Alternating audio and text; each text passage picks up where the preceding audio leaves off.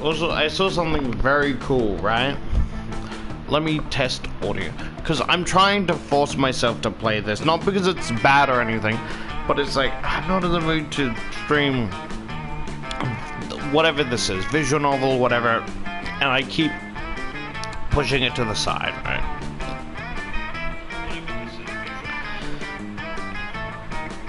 Want to see something, like, interesting?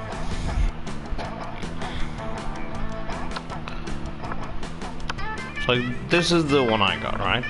Apparently you can show the different character variations, which I think is really sick.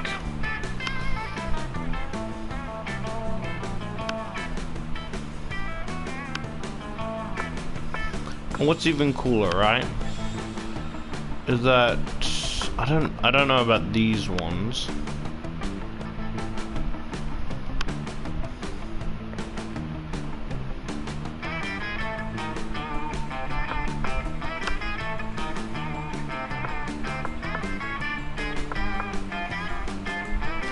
Oh, is there different, like, so you see this, right? Is there different images for, like, so, like, yeah, there's the one for each character, right?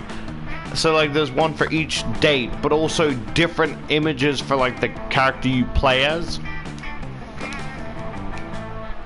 You get what I'm saying?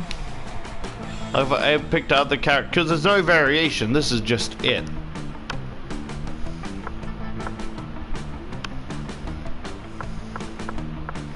What's cool, right, is like the variations is like, still love the design of this. I just love the way it looks.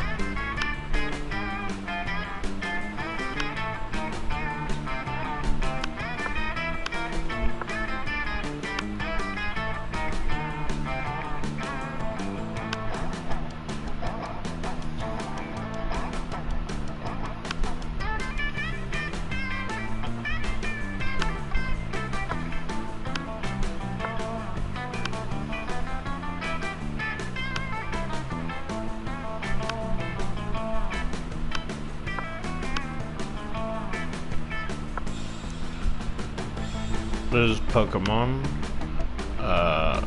Fucking-tastic. I think that's like a Candy Crush-like thing. Doom.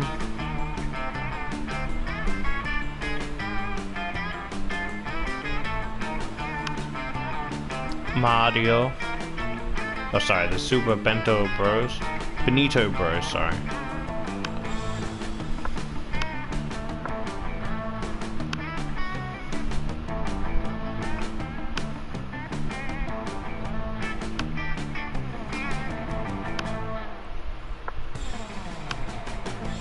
Congratulations, you have been chosen to win big.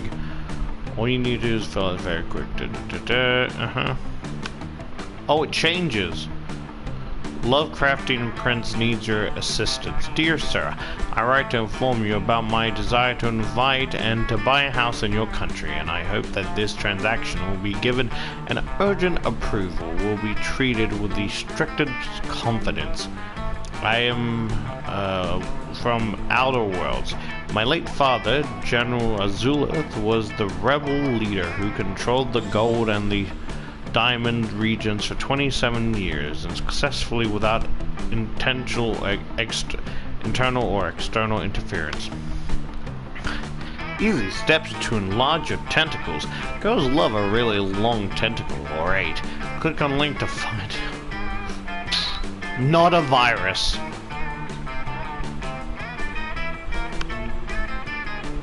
Hey there, cutie pie. I found your profile. Let's chat. So it's different types of scam emails.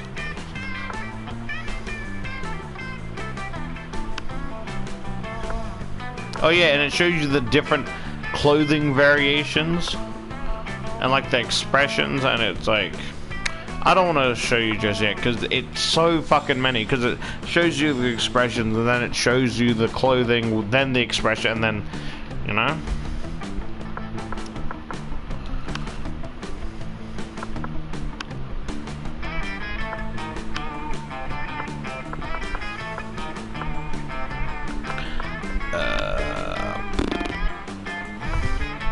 Yeah. So we're trying. Ooh.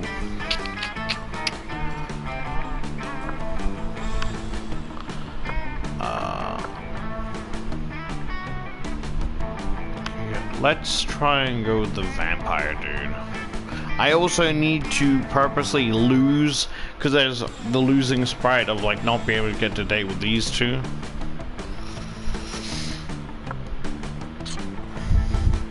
So I'm gonna pick the same character I did before, right? Play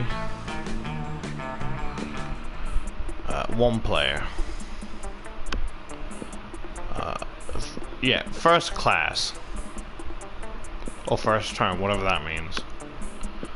Let's do full game, because it... yeah, I've already read this repeatedly.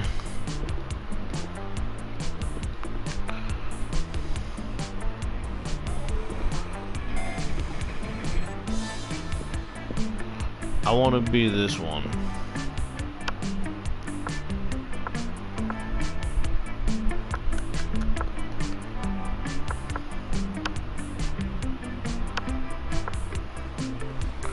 Okay, this is the tricky part, right? This is gonna be dumb, but I want to continue to be consistent. So what I'm gonna do is I'm gonna use my laptop, find the older Monster Prom streams, and find out. It was some fucking complicated name. So BRB.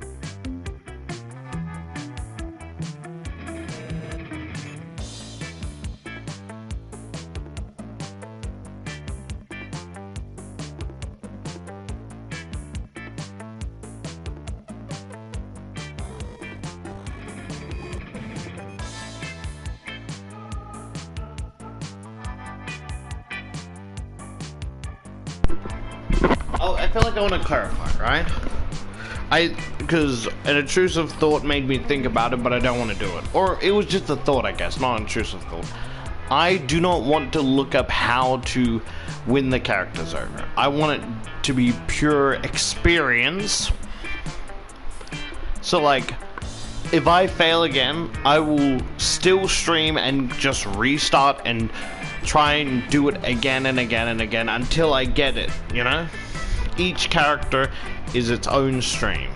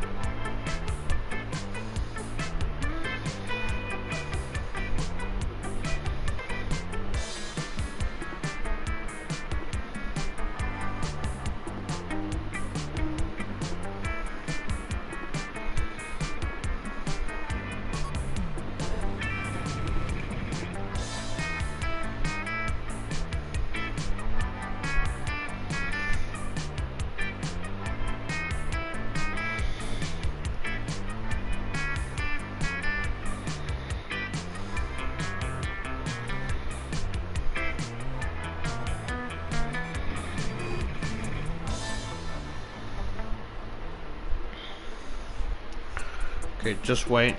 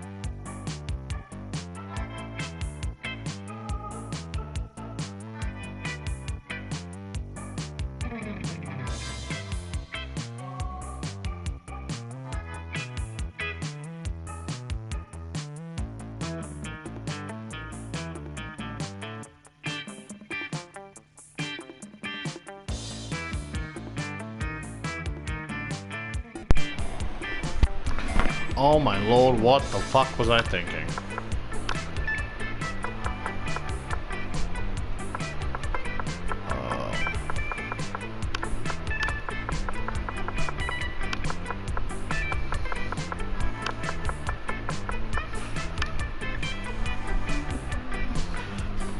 Is that the right shit?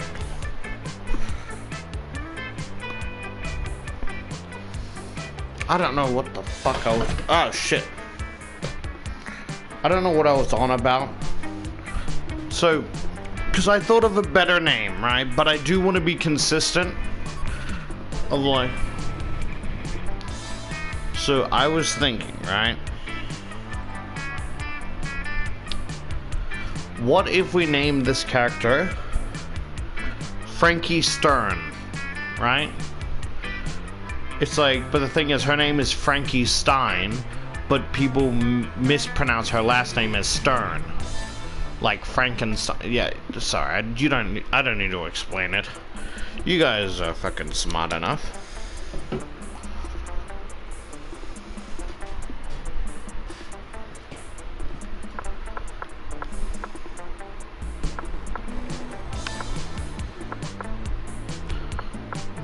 Sweet.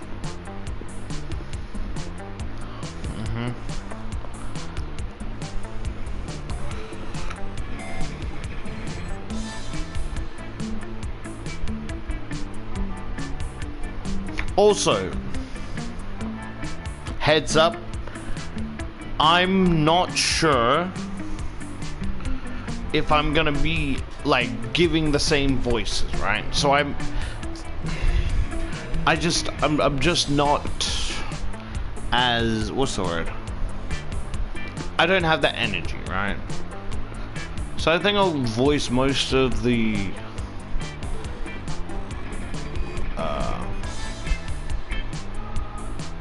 I think the only one I can't really, like, I just want to voice the guy characters, because it's like trying to put on voice for the chick characters, like, exhausting, and I just don't have the stomach, mostly because I slept for 2 hours before my support care worker came to keep me company, so I didn't get much rest.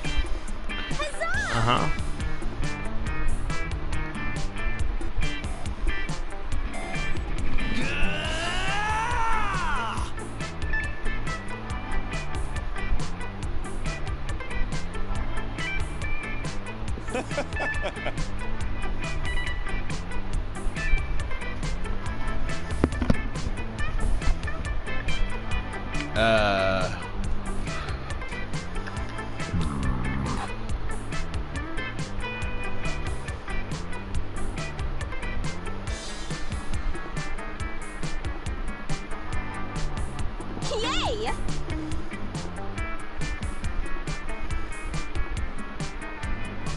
What?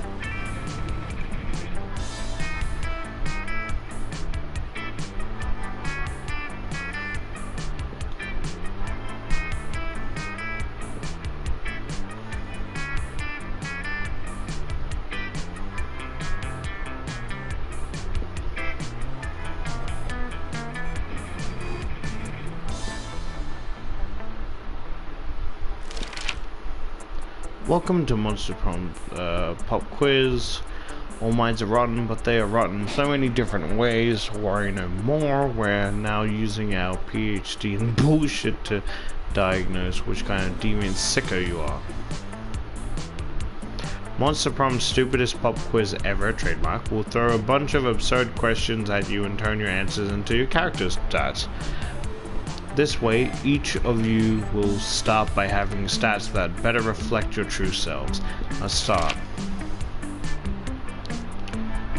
A radioactive possum just bit you. What superpower did you get? The incredible power of writing fanfiction is so compelling that the actual creator of the TV show decided to go with my idea and crazy ships. Superpower of Whoo is choosing the right combination of emoji to get the deserved reaction from all people. Seducing my loved ones, burning my enemies, settling any arguments, even convincing a compelling emotional thought.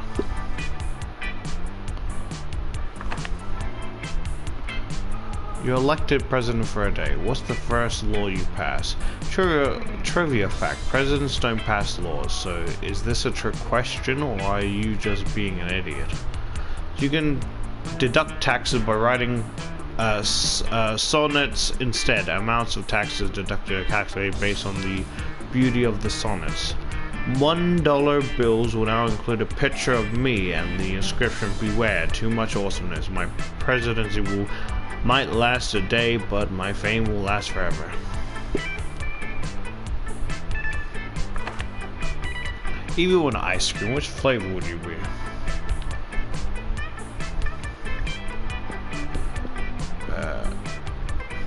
Double cream,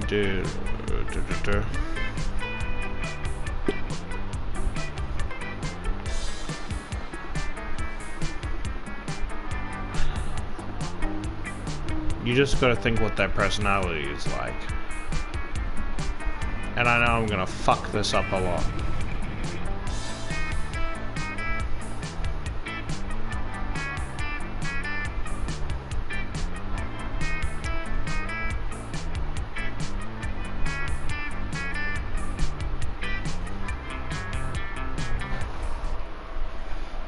Let's go.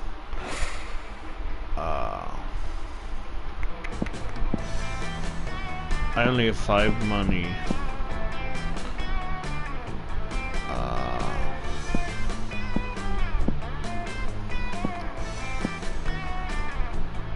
I feel like he'd be in the library, but I don't remember. That day you spent some time on the library computer, playing some good old online poker. Gambling seems like a stupid and dangerous decision, but who cares? This time it paid off, so fuck it. You gain 2+ money. You're bored and doodling in your notebook when Damien suddenly, oh, fuck. What the fuck is this dude? Was that me? Am I cuddling searches with lime? What? Loser? Dude, if you were looking for a shortcut to the morgue, this is your lucky day. Give me one good reason not to cuddle your face in with my fist. Oh no, they discovered your erotic fan out of them. You can't think of any way to calm down both of them. But maybe the right answer is to calm down one of them. What the fuck is this? This fuckery... Don't be silly. You don't want to fight me. You're clearly fighting against your urge for cuddles. What the fuck is this? This fuckery, dear Damien, is art. I present to you, Yowie. Calm down, Damien. You're such a bigot. I've heard of this. Yowie. It's a millenary form of art from the East. A delightful celebration of love and desire. What? And I must admit, this piece is full of raw talent. Look at the strokes, the expression, the suggestive placement of the hand. It conveys so much with so little. Dude, are you high? Look at this other one. You're fucking pregnant. This is insanity. It's not insanity. But neither is this one exactly Yowie. It's Mpreg. Behold, what a way of standing up against the gender status quo. They're changing the world. One pregnant dude at a time. I'm out. Nope, there's no way you can convince me this shit isn't weird, or wrong, or problematic. I'm out of this plot line. Ignore him, Blue. I have been searching for the pinnacle of art for generations. Little did I know it was here all along, in the ancient form of Yowie. Will you accept me as your student? May I call you Sensei? I think this is a good thing. You gain 2+ creativity, 1+ smart. So I still have a lot of time to woo him. Oh, so you can choose... Oh! Oh, that's so cool. So it's like, you know, fuck all of you. I want to talk to the cat lady.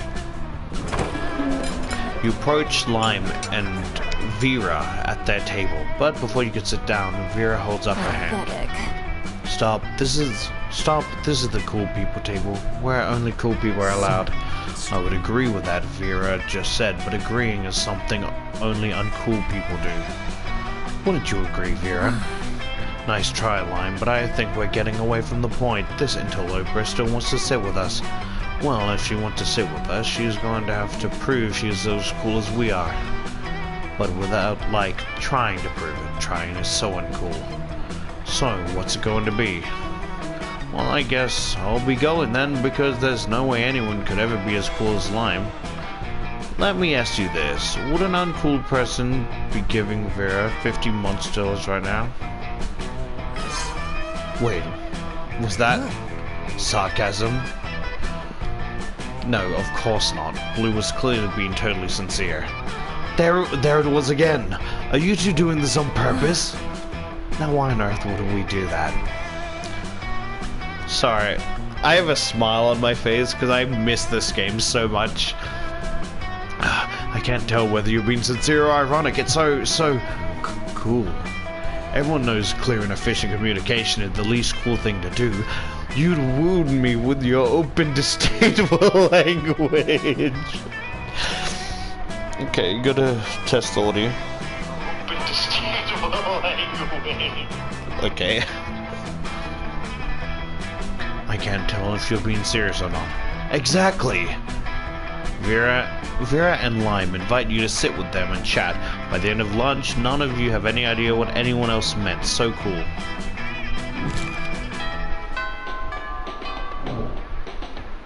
Let's go.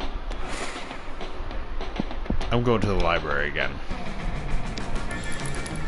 That day you spent some time in the library PC mining some Bitcoin. This is supposed to have something to do with solving algorithm of the rise of cryptocurrency. But you guess that nobody actually has any fucking idea how it really works. Anyway, you gain 2 plus Bitcoin, which equals to $2,000, which unfortunately is equal to $2 monster dollars. So, $2 monster dollars. You look up to find Lime and Scott waving their phones in each other's faces. What about this one? Nah, I definitely swiped left on that one, bro. But this is my best picture. I'm gonna fuck up. But it's not even a picture of you. It's just a photo of a stop sign wearing a top hat. Well, it's artistic. I don't know, maybe if it was a picture of a fire hydrant. Well, it's not as if your pictures are in any way superior. What are you even doing in this one? Smiling? See, unacceptable. But I like smiling. Are you sure it's wrong? Of course I am. Look, I'll even bring an impartial third party. You're renowned for your Tinder success. What's your secret? I don't just smile with my face. I also draw smiley faces on my bare chest. I shock and amaze them with my custom Instagram filter. Sipper, mustache, enigma? I've never heard of. I mean, of course I've heard of it. I'm the only one who's ever heard of it. But, I got a new phone and my settings are all messed up, so do you think you could transfer it to me? Liam is clearly impressed by your filter game, but don't expect him to ever mention it again. You gain 2 plus smarts and 1 plus creativity.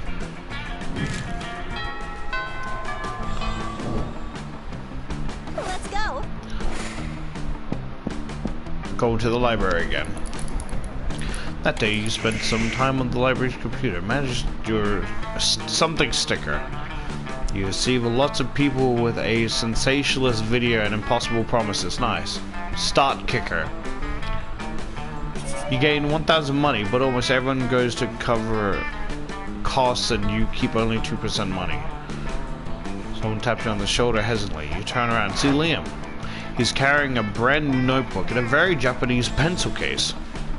Oh shit, that's right, you promised to teach him the secret of yaoi. He bows to you. Oh, Ohio gozaimasu, sensei. I'm learning Japanese, so to make this even more authentic. I'm ready for my first lesson. You know nothing about teaching yaoi, you kind of just draw naked dudes snuggling and hope it turns people on. But Lime won't buy that, he thinks you're a yaoi master. You've got to teach him something. He's right here, waiting. Okay, think. What's the first lesson of yaoi? Yaoi is all about tenderness. For our first lesson, we'll practice advanced cuddling. You cuddle Liam for hours, teaching him the finer points of spooning, sporking, and salad forking. Thank you, Sensei. I feel I am learning a lot already. That fucking worked! I am anxious to start practicing the actual drawing parts of yaoi, but I won't question your wisdom. Maybe we should meet up next week. I will start to master butter knifing. You wonder how long you can keep this scheme going. There's certainly plenty of silverware in the world. You gain one creativity, one smart, and one charm.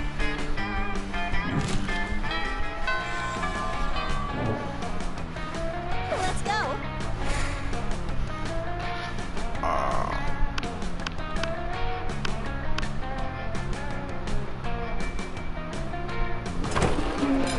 When you arrive at that table, you find that Polly and Lime aren't eating. They're just taking pictures of their food. Whoo. Welcome to Don't Need to Eat, so we just take to Food Pick Zone, baby!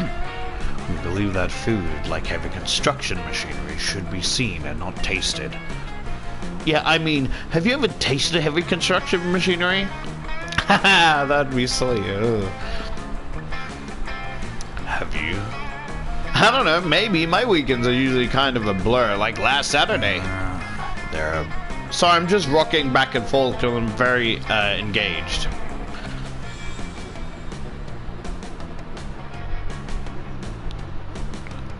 There will be plenty of time to chronicle your sexploits later. Polly, right now we need to focus on these food picks. While Liam and Polly were busy bantering, you were busily arranging a dope food pick of your own. And now, to complete your masterpiece. A food pick, but instead of food, it's a bottle of whiskey and ketchup. A food pick of Liam taking a food pick. It's so meta. You level your phone at Liam just as he's about to snap a food pick, but his vampire reflections are too quick for you. Huh, trying to out-meta the Meta Master, are you? We'll see about that. Liam levels his phone at Polly just as she's about to take a food pick, and now you're taking a food pick of a food pick of a food pick. Whoa, are we pointing our phones at each other now? I want to play too.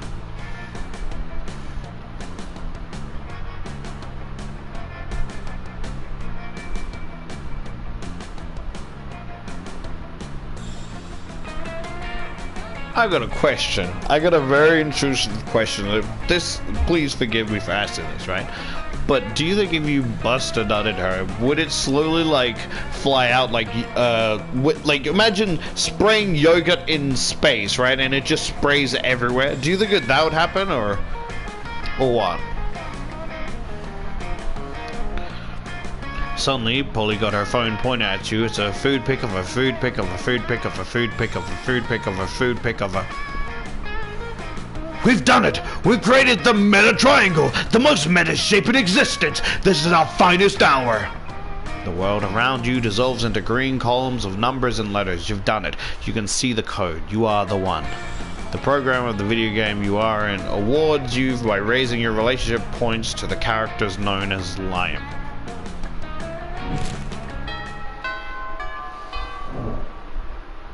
Let's go.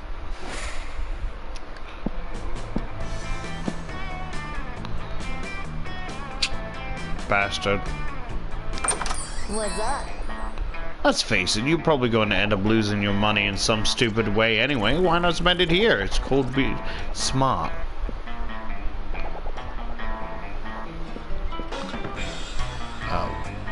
A sexy fake Latin accent. Why? The hottest thing is being yourself, honey, but access is a close second. High school profile lies so hard nowadays that hiring a PRH is totally a thing. It has flames and skulls and even a knife. With this you can murder your enemies and go to prison, make everyone your bitch and then murder them too and go to some kind of super prison. Street cred 9000.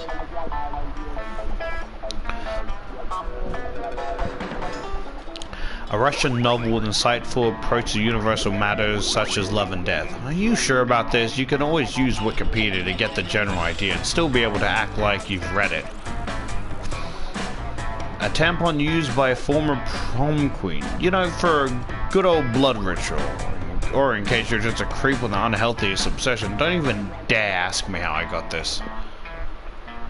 Remember when they used to be cool? Now they aren't. But they're so ridiculous that they're still fun in their own twisted way. See, I'm wise enough to know when a gift needs given. You want this, you sick pervert? I had no idea you'd appreciate a good old reverse Romanian Wickerson. I must admit, it's kinda hot you're into this kinky shit.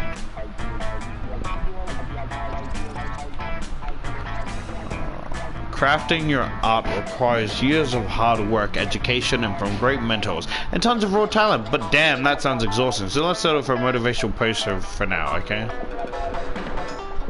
Oh, these are events?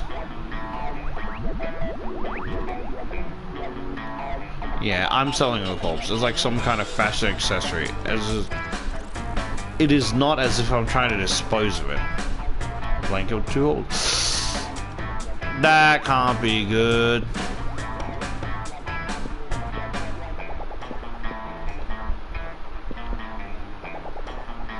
Erotic fanfic about dragons. Catch you later. Bye-bye, stranger.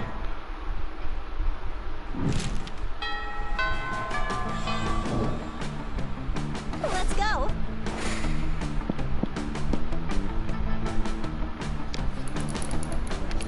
That day, you spent some time in the library PCs sending malicious spam emails in hopes of stealing other people's money. It doesn't sound very nice, but who's really the one to blame if they respond to such a blatant scam?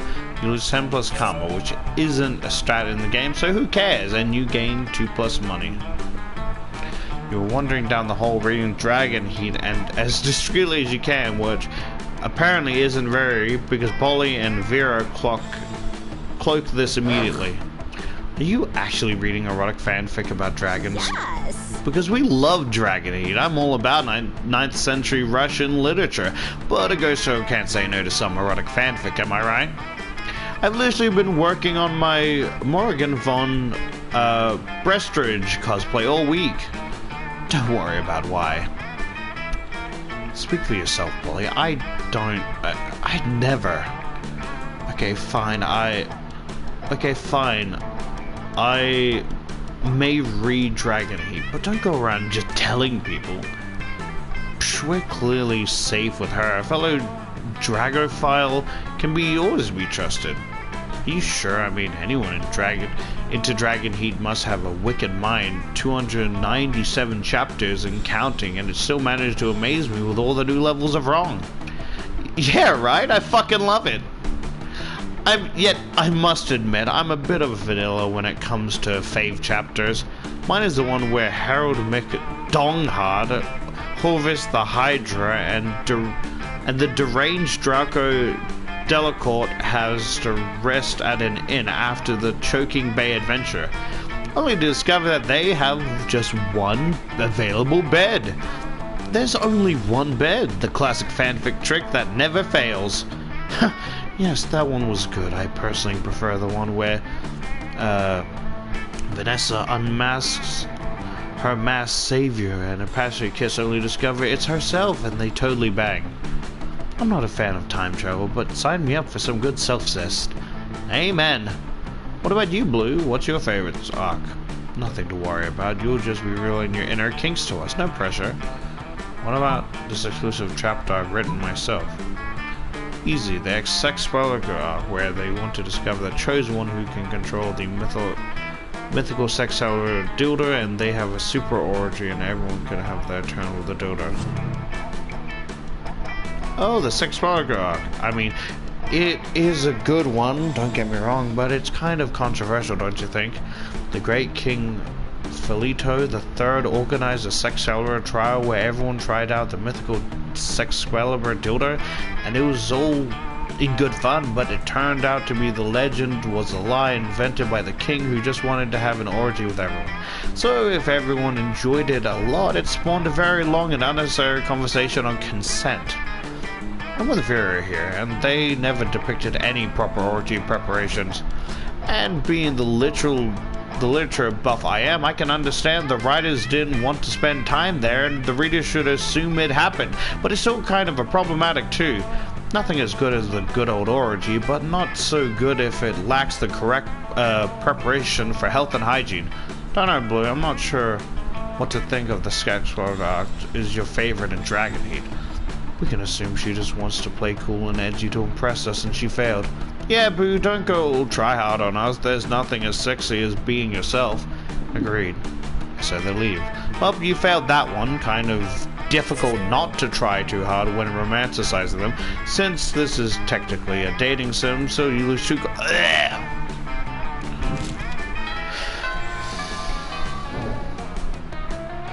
I know I read that somewhere, I just don't remember which one, you know? The table you chose is quite crowded. Lime sits across from Murata, who is flanked by two well-dressed servants. One of the servants cut a slice of Salisbury steak and feeds it to the other.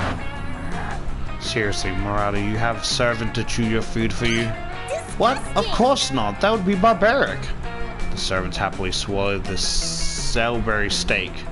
I have servants to eat for me. They're called eating serfs. Don't you have any?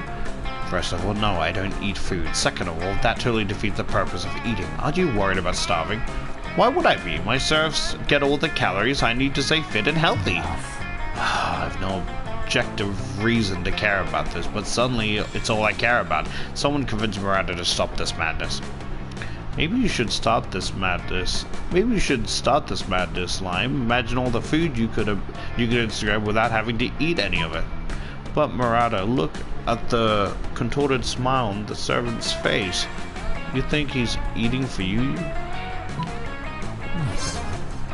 You might have a point there. For too long, I have necessarily ordered off the cafeteria menu, leaving my food untouched even as I take the most artistic grams. I justified the wastefulness by the intense artistic merits of my photography, but I need compromise no longer. Finally, I can have my cake and pay someone else to eat it too. Still, Murata, this makes way less sense for someone who actually needs to eat to survive. Oh, you're just jealous of how cute my serfs are. Eat up, little guys. I'm not full yet. Seriously, how does Murata keep from starving to death? Do they put an IV in her while she sleeps? Whatever, she's happy.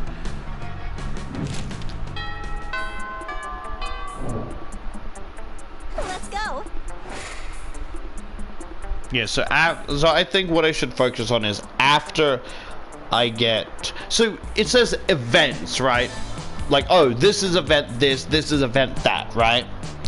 What I'm confused is, okay, I buy the event, but I don't go to the right place, making the event useless. I don't know if you need to go to a certain area, you know? That day you spend some time on the library PC mining some Bitcoin. This is supposed to have something to do with solving algorithm, the rise of cryptocurrency. But you guess that nobody actually has any fucking idea how it really works. Anyway, you gain 2 Bitcoin. You hang out afterward to impress Lime with your sweet Instagram photos. You're really making headway when I love. Never fear, bored teen. I am here to rescue you from the drudgery of high school. I suppose your heart's in the right place, but I'm afraid there's no experienced novel enough to conquer my limitless Inui. Inui? Not even marrying an interdimensional prince? No, not even that. What about marrying an interdimensional prince ironically? Oh my god, it's so disruptive. It may be the most disruptive thing ever. No, it seems the prince has bewitched Liam with his idiotic proposal. All is lost unless you can think of something even more disruptive than marriage. The concept of marriage itself. But you can't marry marriage. Maybe you can, but that's only because you do not possess the soul of a poet. You don't see the brilliance of the scheme. No. Marriage is monogamous. If I marry marriage, then no one else can marry. It's the most disruptive marriage of all. So long, poser. I'm off to deflower a precious social construct. This will surely put a stop to the prince's practice of proposing marriage to random high schoolers. As soon as Lime figures out how to actually marry an abstract concept, meanwhile you gain 2 creative and 1 smart.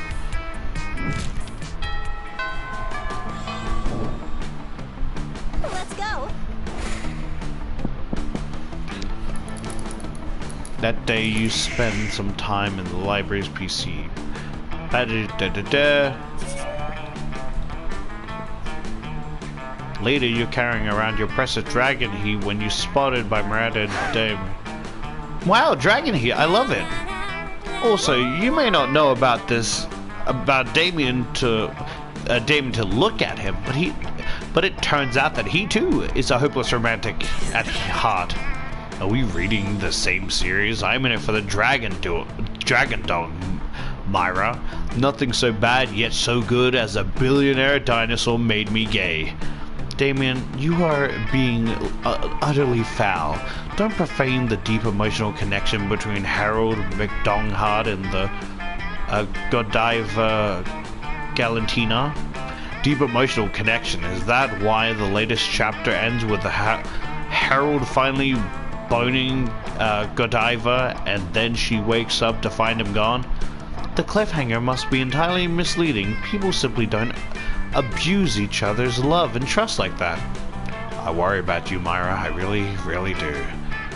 I just desperately want to know what happens in the next Dragon Heat. Do you think Harold is capable of being so mean-spirited? True art imitates life. Let's look at Damien's Tinder messages to see what he's capable of, shall we? Harold may or may not be a scoundrel, but love is alive as well. Let me take both of you the greatest three-way first.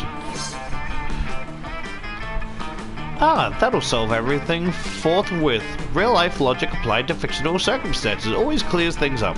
No, wait, don't! Too late. Maraudus snatches Damien's phone and using some kind of mer magic is able to unlock it and open Tinder. Wow, Damien, the things you're saying to these people... No. They're beautiful. Never in my life have I read such heartfelt, soul-wrenching expressions of deep love. I mean, sonnet based on each person's username? Beautiful. I can only hope that one day someone will treat me with the same affection that you show those you caught online. That's not me! That lame-ass poet hacked my account because of reasons! Yeah, that's what happened! There's nothing to be ashamed of, Damien. This is beautiful, and being so vulnerable takes courage. Fine, okay, I think love is metal, but fuck! Getting vulnerable unsettles me fucking big time.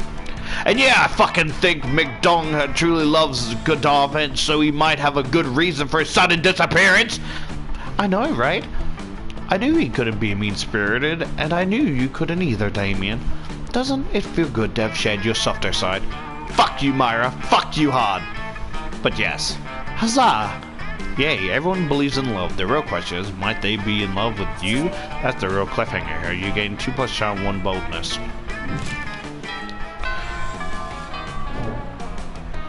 Let's go. So I fucked up with these two. But him, I still might have a chance. You notice Lime looking disgruntled, which is his default, so whatever. But it seems like Murad is pretty upset too. Better check it out.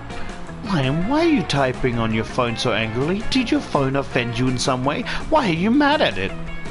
You seem to be an 8.5 on the frowny Lime scale. The what? The frowny Lime scale. Normally I can tell how people are feeling from their faces, but you seem to be frowning most of the time, so I created a chart to measure your frowniness. Murata pulls out a notepad and displays a series of doodles of Lime's frowniness. They're not super accurate, but they are super adorable.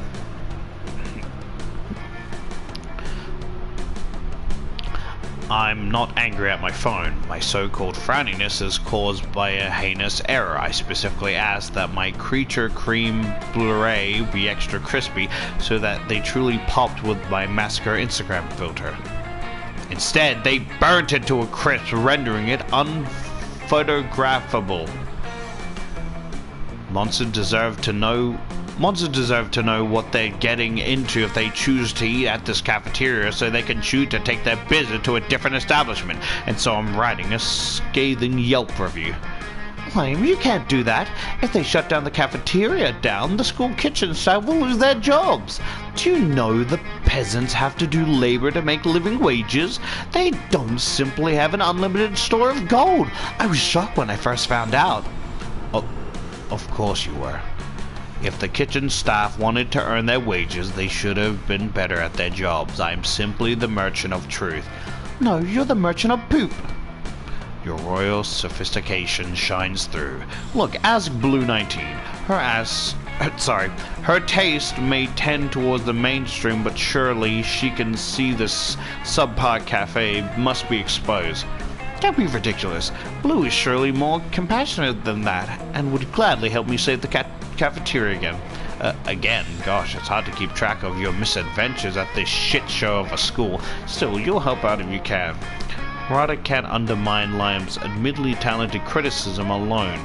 This will take an army of homeless people we pay to write a positive Yelp review of the cafeteria until we eclipse Lime's. Lime, one lone voice simply cannot shut down the cafeteria, at least not the voice of a high schooler. Let's get a renowned food critic to write a pulverizer worthy to expose the publish in the most widely read periodical. Excellent, Haya.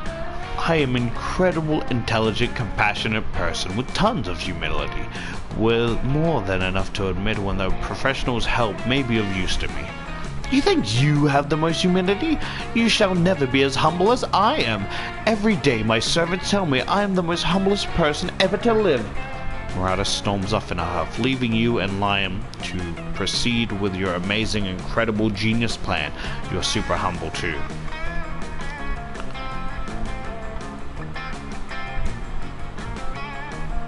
You use your magnificent calligraphy skills you picked up in your elective class, calligraphy and murder, to write 5-letter chock full of aesthetics.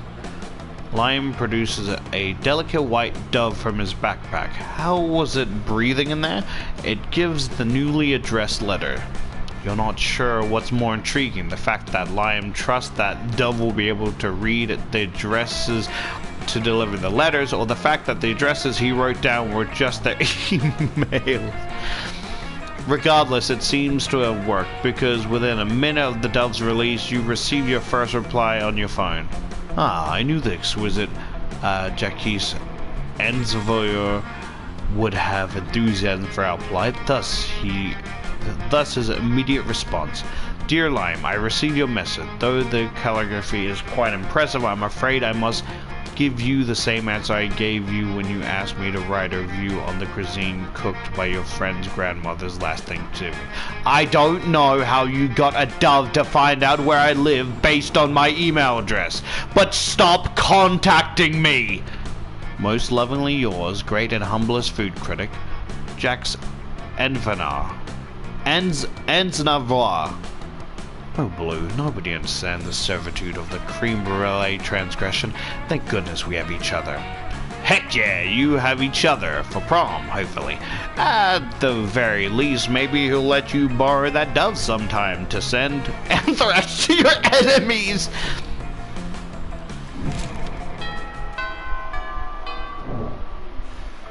Let's go. Da-da-da. Later you see Lime scrolling through his phone, looking at the embodiment of Inuai. Hey Blue, what are you doing? Stalking classmates for romantic purposes and offering rather absurd advice? Magnificent, I could use some rather absurd advice. I was exchanging messages with a were-koala on this dating site, and all was going well for a time, but I've grown tired of our exchanges. He's a bit clingy, and being clingy is my 7th biggest turnoff. Right between sarcasm, illiteracy, and actually being a pickle and not a person. The postmodern protocol dictates for me to just ghost him and never talk to him again, but that's horrible and I would never do that to someone. You see, I'm Lime, handsomely mysterious, yet a true gentleman. But neither do I want the emotional turmoil of telling him how I really feel and having to actually having an actual conversation about it. What an ordeal. So I've settled to just sending him a bunch of emojis and then never texting him again. That should do it, right? The thing is, how can I convey the complex array of sentiments through the friendly language of emojis? This is your time to shine. Show Liam you excel at complex sentiments, and he might someday feel like sharing them with you.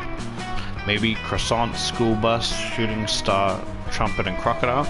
This one, little vampire growing disinterested and overly attached work all emoji. What? Are you implying that I'm a cold school bus that is banding its poor croissant? That's your opinion of me? So you think I should just hit by a shooting star for being vocal, like a trumpet, about my disinterest in him? Aren't I allowed to share my feelings? Don't get me started on the crocodile. I had no idea you had such an opinion of me. It hurts my delicate soul. Couldn't you have told me this in a friendlier way? Through emojis, maybe? Bye. No, you just selected 5 random emojis. Damn! Overinterpretation, you lose 2 charm and 1 smart. It's fine, it's fine, it's fine. We can win him back. That was 1 fuck up.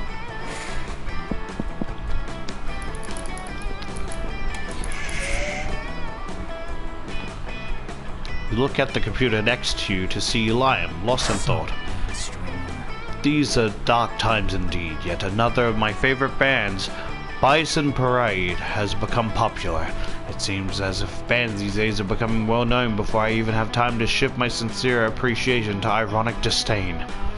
I hope that the internet would provide some solution to my problem, but you know how the internet is.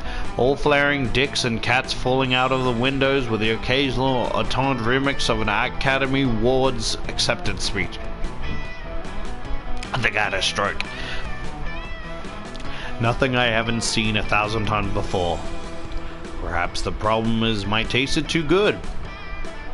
The bands I like can't help but become instantly popular. I need someone with less honed aesthetic, like you. Please, friend, help me find an unpopular band to worship until pop culture inevitably ruins it. Forget the boring old web. The real obscure shit is on the deep web.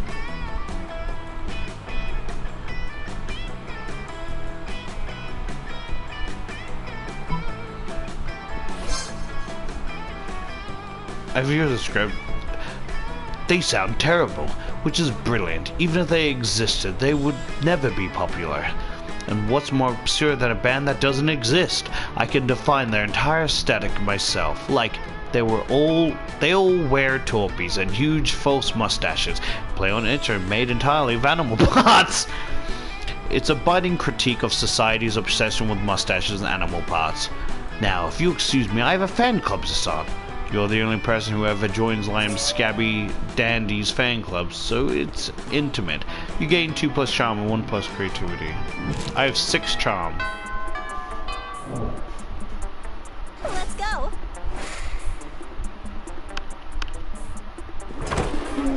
You just sat down to eat with Damien and Liam.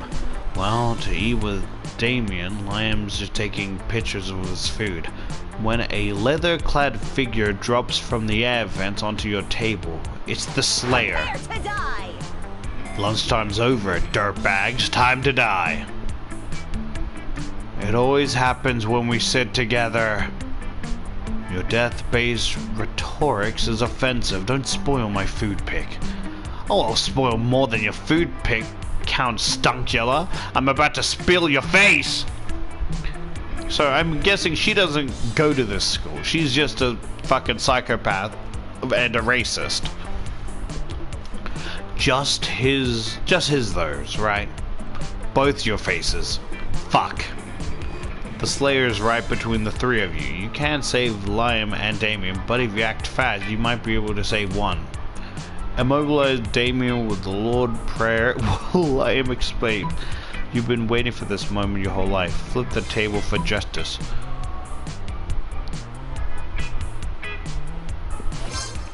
You launch into a hearty rendition of our Father. You've done this loads of times.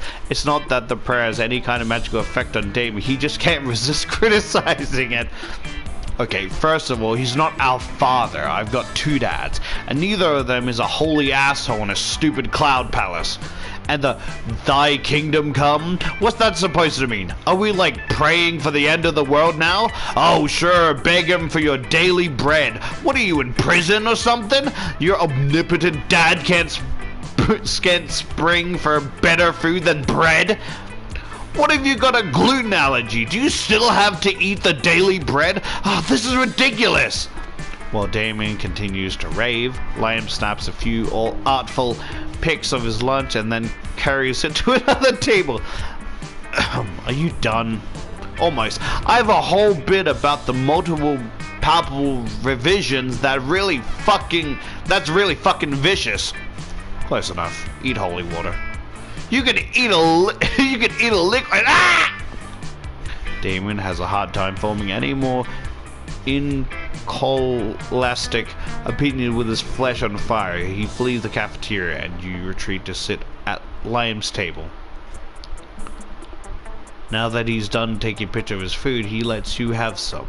This has been a real bonding experience. Sorry, I fucking missed this game. I didn't know how much I missed this game. Let's go. Show me that money.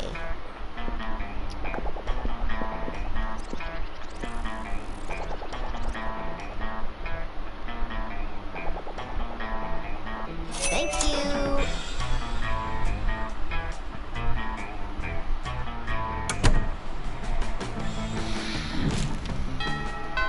Up. Doesn't feel like an hour. That day, Afterwards, Liam walks up to you extremely nonchalantly. It's ridiculous how he cares about this walk.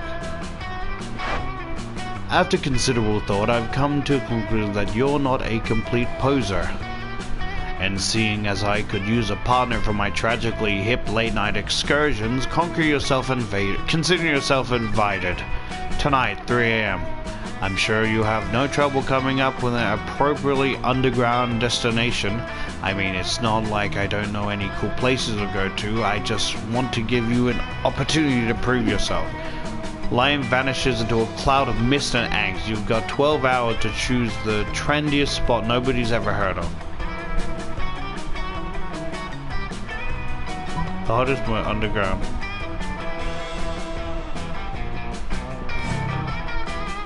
That night you pick Liam up in your giant mechanized drill machine and head to the club. But there was no club in the center of the earth. Just center of the earth. The molten bowl of iron and death. Ah, my skin! Why did you think there would be a club here? Why would anyone think there was a club and it's literally the most inhospitable place on earth? You have no idea why you thought that, but you do know you're gonna need skin grafts after this. You lose 2 smarts and 1 boldness. Yeah, I'm gonna fuck up. I don't have confidence. You find Liam artfully arranging his food while Miranda delicately sorts her silverware. Neither of them is eating, obviously. Have you found it yet? I'm trying, Liam, but finding the perfect silverware for your cafeteria food pick is an art, not a science. How hard can it be? It's just silverware. Just silverware? And I suppose the food in your pick is just food. No, it's a metaphor for the urban consumption in the post-modern industrialized mega society. Well, my silverware is a metaphor for silverware. Yes! Is that not enough? It's more than enough, but can we hurry along? The lighting is perfect right now and I don't want to lose it. You're a bit of a silverware aficionado yourself. Maybe you can speed up the selection process while simultaneously demonstrating your knowledge.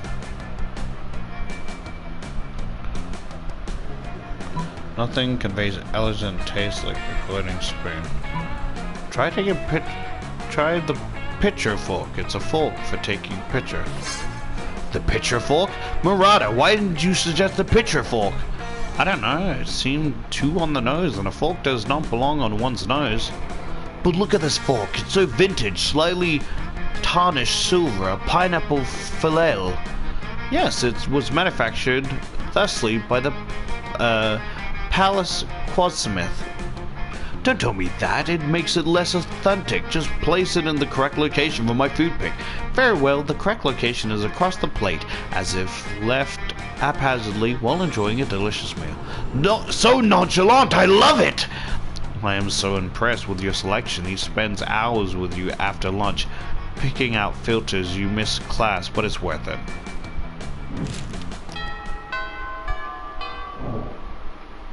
Yeah, I think the easiest way to fail is basically do what I'm doing, right?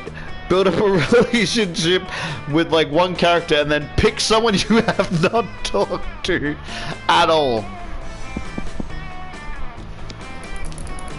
That day you spend some time money. You're doing the thing that gives you most life reading. You're doing the thing that gives you the most life, reading Dragonheat, when you're approached by Scott and Lime. Ah, fellow connoisseur of the Dracophil arts. Here, Scott and I were also experts on the topic. An unexpected duo. Yay! Lime and I are fandom buddies. We love to discuss the things we love in our favorite stuffs, wikis, and forums. We're the best fandom buds, even if we don't always agree, like with the Starco or Markup thing.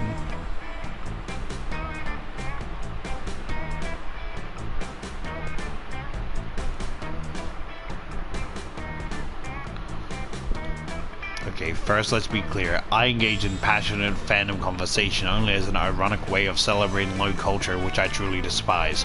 Second, for the 100th time, after spending years in Hekapu's dimension, Mako is now actually in his 30s, so it isn't right if he dates a 16-year-old girl.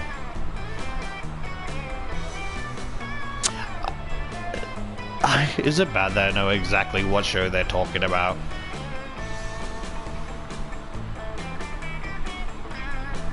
For anyone wondering, this may be spoilers, sorry, but this is from the series Star versus the Forces of Evil, I think. These details matter, Scott. Think how wrong it would be for me, in my 400, to date people from the school if all of you were actually teenagers, instead of being much more conveniently in your 20s. Anyway, enough meta discussion. Scott and I here were in a situation. Even if our opinions differ, we agree our opinions are superior and compromise with the rest of the strangers on the Dragonheat wiki. Yes, to that. Lime here is like super smart and I'm a good boy, so my ideas should be good too. But people on the wiki can be really mean sometimes. We need to gain their respect so we can convince them to be good boys too. Scott is right. We need to somehow earn the role of moderator so we can show all those lesser beings who's boss when it comes to the Dragonheat fandom. But how? I'm sure you'll give us an absurd yet effective idea for a solution, as can be expected from good old Blue.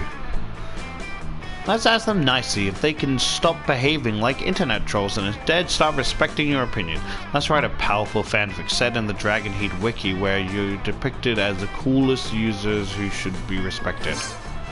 Ah yes, let's fight wielding arts as our weapons. Yeah, weapons are fun! Lime opens a new document on his laptop. So, let's see, we should create a very nuanced piece of fiction. What about if the three of us and the 34,927 users of the Dragonheat Wiki community were co-workers at a bookshop? Delightfully disruptive, Scott. Keep going. Okay, so we're all mean to each other like in real life, except the town's mayor is visiting the bookshop next month, and it turns out that we're breaking the law because in this universe people can't work in bookshops if they're single, and we're all single, not good. Oh, the weight of the conflict, I can feel it in my fingertips. Amazing, don't stop! Then we all fake that we're married together, the 34,930 of us. Smartly unexpected and astrid facade. The tension is overwhelming. Faking a marriage, we all learn more about each other. The mayor comes and he's happy, and everyone is happy until a really bad blizzard comes to town, trapping everyone in the bookshop. Oh no! Monster kind versus nature, the oldest kind of rivalry. So, Lime, who's like super smart, says, "Hi, I'm Lime, the vampire. We should all snuggle together to get warm." Desperate situation, call for desperate measures. Yes, yes! Then the blizzard goes away and everyone is happy and has learned to respect each other thanks to snuggling together. And they all say, "We're saved. Hooray to Lion for being the smart. Hooray to Scott for being such a good boy. And hooray to Blue for promising the creation of this nice fanfic." A very meta final touch, Scott. Okay, a masterpiece has been born. Let's post it on the wiki so it deserves to be so it is deservedly immobilized. Some hours later, the users of Dragheat Wiki start to comment about how moving your fanfic is, how they've met their inner feelings thanks to it, and now they're capable of acknowledging your leadership skill. And so they make the three of you moderators. Truly opens people's minds, Scott. I must admit, we've done a true fanfic a choice. Hooray! Whoa, a fanfic a choice, oh la la, you truly impressed these two, you sexy creative motherfuckers. You've gained 2 charm and 1 creativity. The Monster Prom. Oh, hey. Let's go. You finally pick up your courage and ask your beloved to go to the Monster Prom with you. You? Me? Psh. I'd rather go to prom with a bag full of garbage as my date. Wait, that'd be so disruptive. Thanks for the insight. Enjoy embracing eternal solitude, my friend. Now, if you'll excuse me, I have a bag full of garbage to collect. Are you serious? Failing at Monster Prom broke the essential process of growing up in your life. You become fixated on it and you never become a functional adult. Now you're just an old person that sits at parks and talks to strangers about the time you almost got a date to the Monster Prom. As it is as weird and sad as it sounds.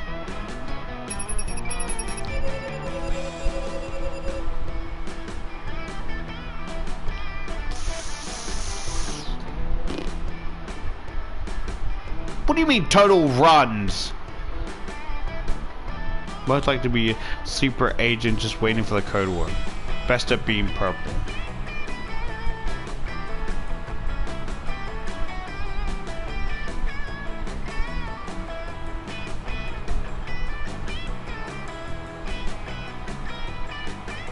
What do you mean I got 0?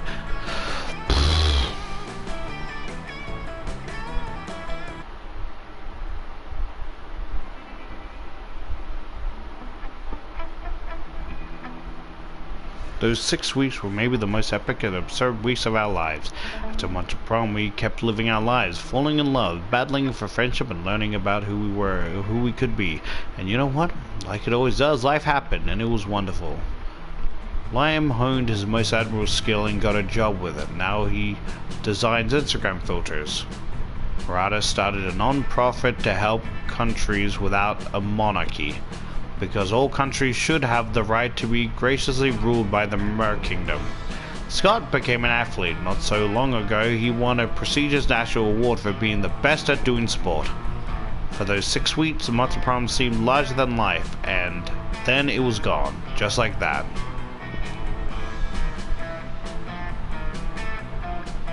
The battle for Monster Prom might have ended there, but there were plenty of battles left in that war called youth. But once again, we were young and unafraid, and we were ready to start.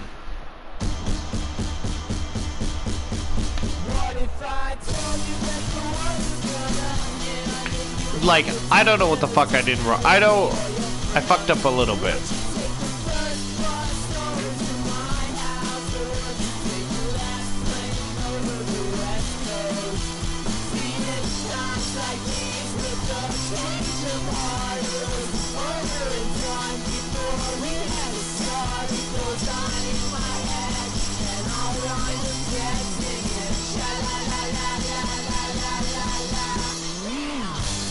I just hopefully have to pick the right options.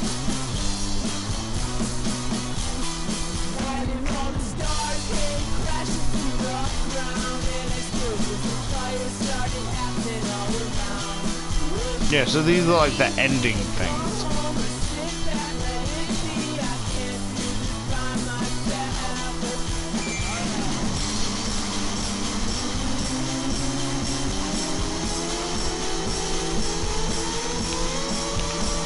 You don't bother me, it says I got 0 out of 36 endings. I should at least have 2 endings.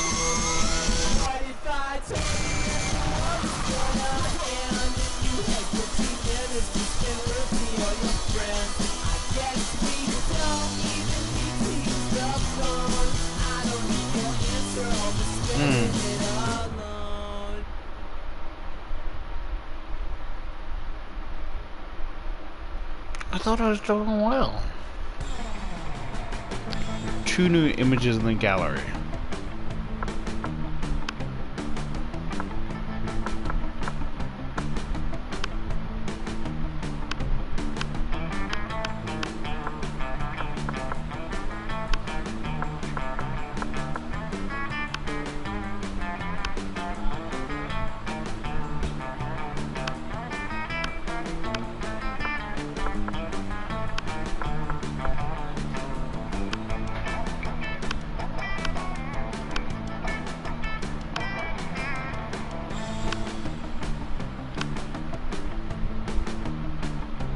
Okay, so I probably got these 2.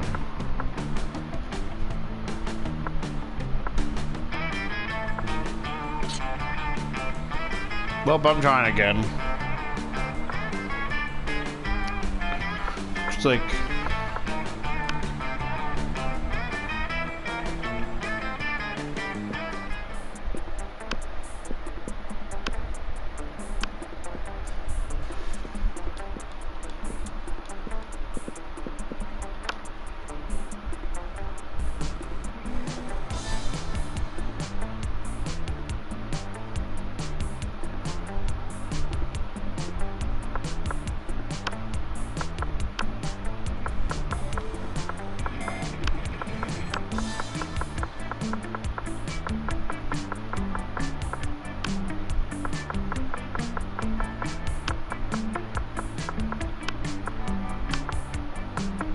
Let's go. Huzzah! Yay! What?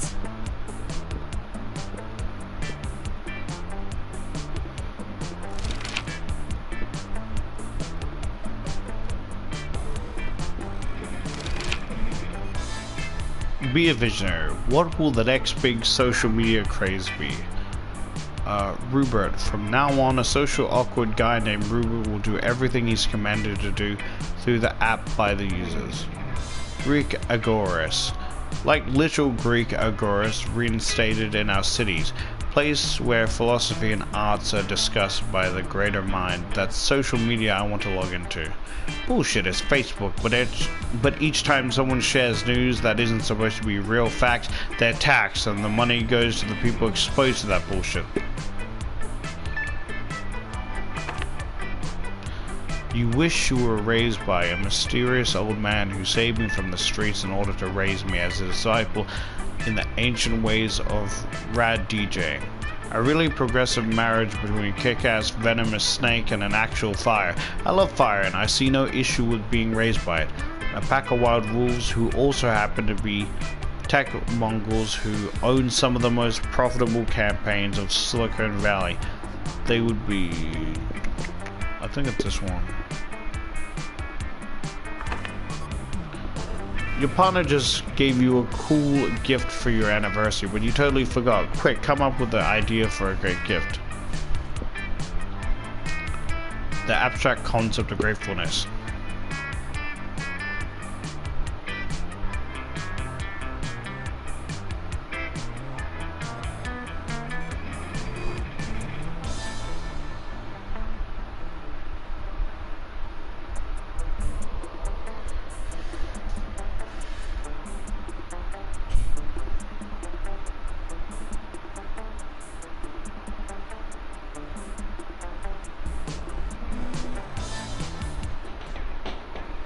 You know what I would do?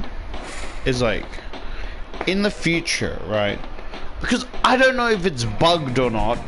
Because if I delete the game and it goes, oh, everything's back to 0. What I want to do is like, I want to do a big stream, right? And I want to be able to do like, it's a big ass stream, and basically I want to get all the endings, like all in one go. All the endings, all the encounters, shit like that.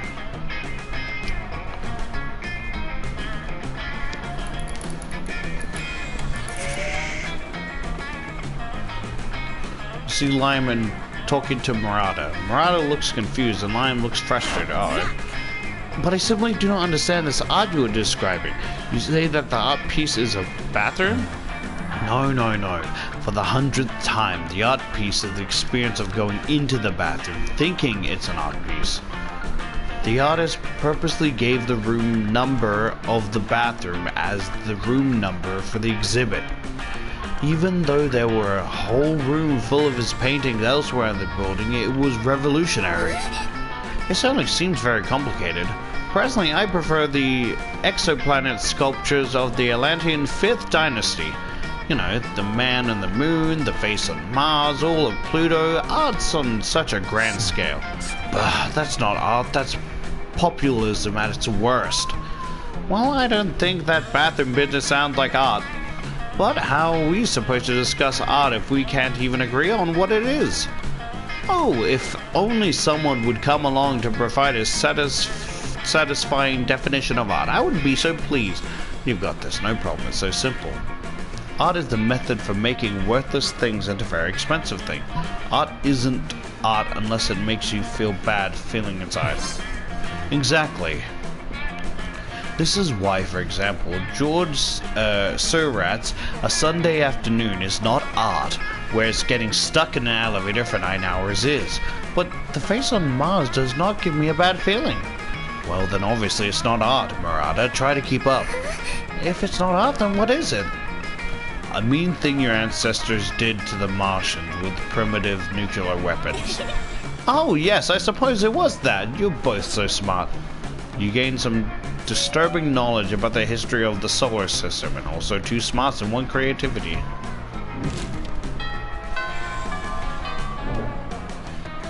Let's go.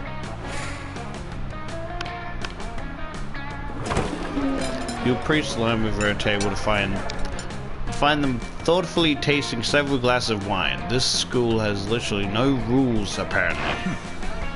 Wine, the most exclusive of beverages. Even a vampire such as myself cannot resist its class and allure. Do you know a lot about wine, then? I'm having dinner with the King of France next week, and I could use some pointers. France doesn't have a king anymore. That's what the media wants you to think. So do you know about wine or not? Alas, in my century of living, I have only learned how to look good holding wine, not to evaluate it. All I know is that I'm not drinking another glass of that one. Vera points at a bottle with Polly's toilet wine written on it in permanent marker. What I wouldn't give for an experienced sommelier to help us judge which wine is best. You know nothing about wine, but you're pretty sure most sommeliers just make stuff up anyway. You sincerely recommend. Try the sangria. It pairs well with seafood and blood. The tannins in this robust Melbic are an elegant way to mask the taste of poison, perfect for a diplomatic mission. You know, the pronounced sweetness and citrus flavor would go well with an unholy blood meal. I was tried to pair Pinot Noir with blood, you know, because noir means dark, like my soul, and I always avoid Sangria because the little bits of fruit in it made it seem inauthentical. But I suppose the clue is in the title, isn't it? This truly is a new dawn for Savagine cuisine. Well, not dawn per se, but let's say a new dusk. Yes, a new dusk for sanguine cuisine. As someone who does not literally drink blood, I'm afraid I can't share your enthusiasm. But I do like to imagine vampires getting chunks of fruit stuck between their fangs. Lime ignores her. He's too busy gazing at you over the rim of his glass. He's a little drunk, but you don't judge.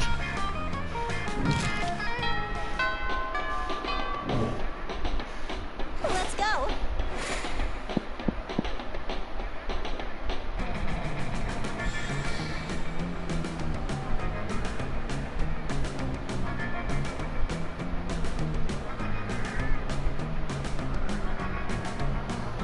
You know, I'll keep this downloaded. I want to 100% platinum this, but I'll do so the long hours, right? The long hours I will do for the people, but like all the events, I'll try and do the 30-minute ones.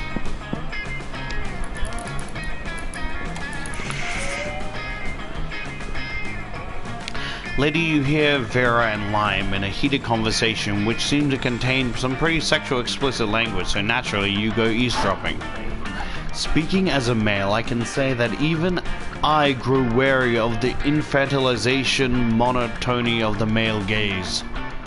Thank you, see, I want to advocate for the Gorgon gaze instead, but that would just turn people rock hard. That's not an erection joke, people would die. Personally, I think hentai is the source of the problem. It's so unrealistic. Hello, I'm not a 2D drawing, I'm a real vampire. Pathetic. I know, even I can't keep up with the standards hentai is setting. What? I'm supposed to grow a dick during sex? And all the women are drawn exactly the same. There's even less body type diversity than in this school. Plus, I don't think anyone in real life has ever willingly addressed a tentacle as senpai. And what's all the tentacles anyway? Because half of the studio heads are krakens, Liam, and no tea, no shade to the women who do enjoy tentacle porn. I know at least 3 of my snakes do, but I won't out them.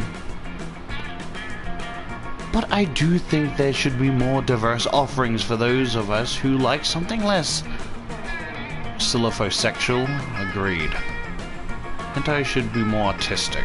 Redraw explicit scenes in the style of a great artist as Picasso. Don't send misogynistic Kraken to do a Femi Gorgon job. Ah, now there's a fresh idea, an untapped demographic.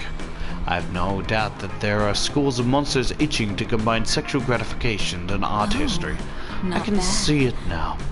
Picasso is tentacle beasts with off-Hitler tentacles coming out of their eyes and mouths.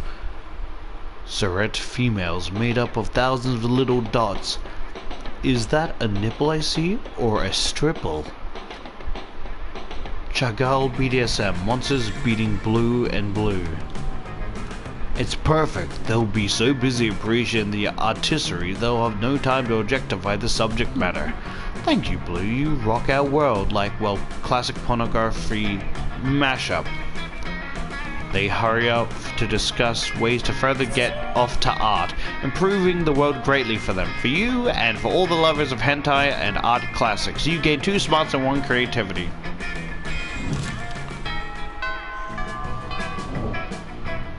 Let's go. Hey, stranger.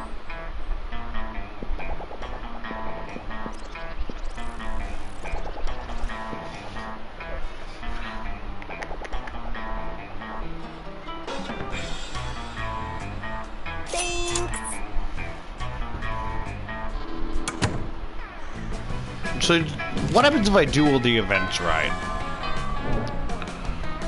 Let's go.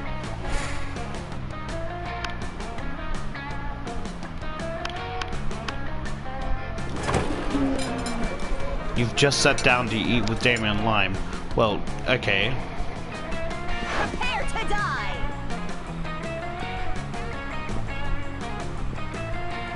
Yeah, I read this.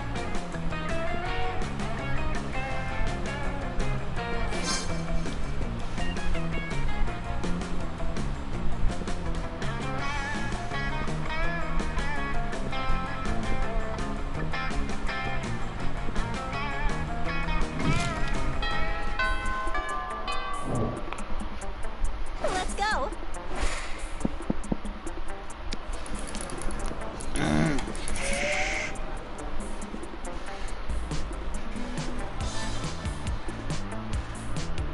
I don't have a lot of charm. You're wandering down the hallway reading Dragon Heat as... Yes.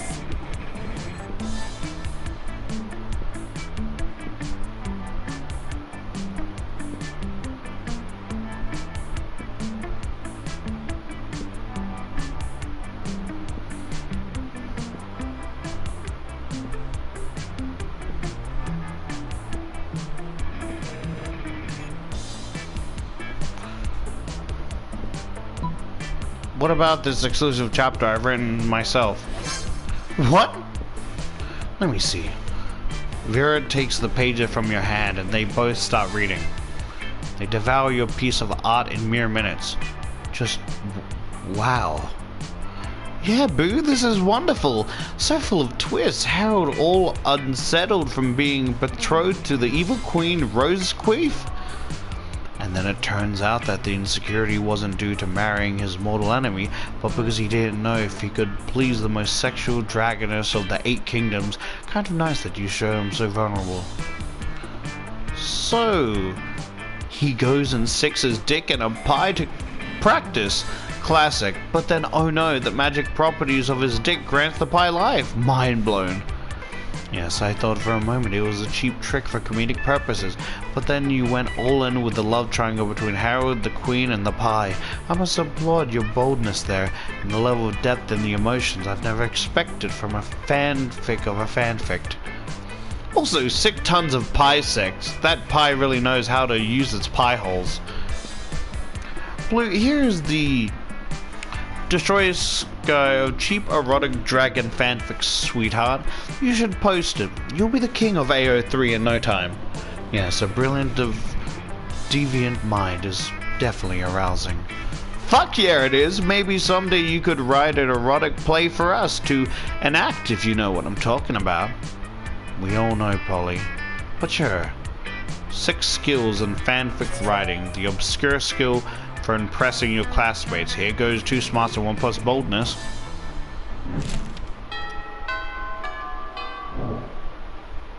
Let's go.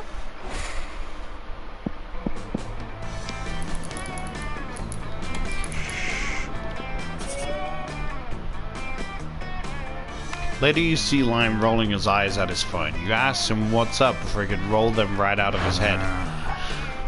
I'm having trouble with my status on Facebook. I expressed a positive opinion about bug manicures, which I obviously meant ironically, and now my so-called friends are responding with blatantly unironic pictures of themselves with centipede glued to their hands.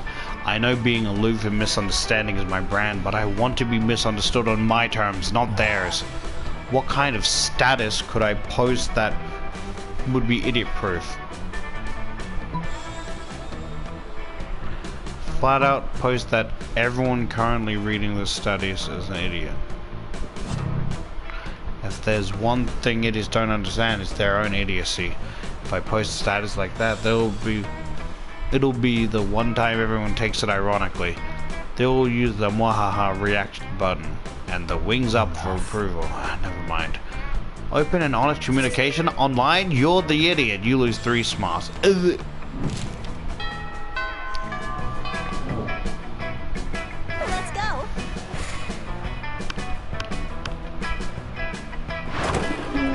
You notice Lame looking disgruntled, which is his default, so...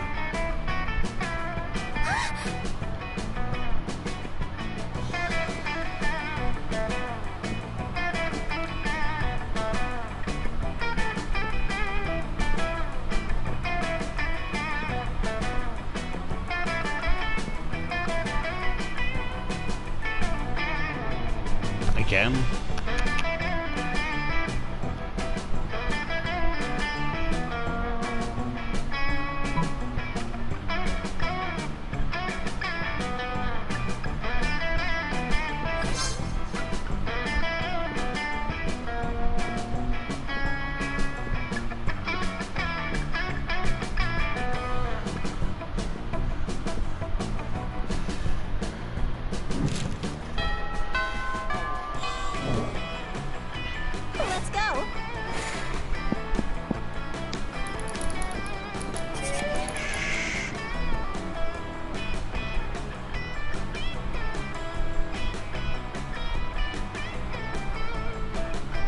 Ladies you're carrying around your Oppressor Dragon here when you spotted Murata and Damien. Okay, yeah.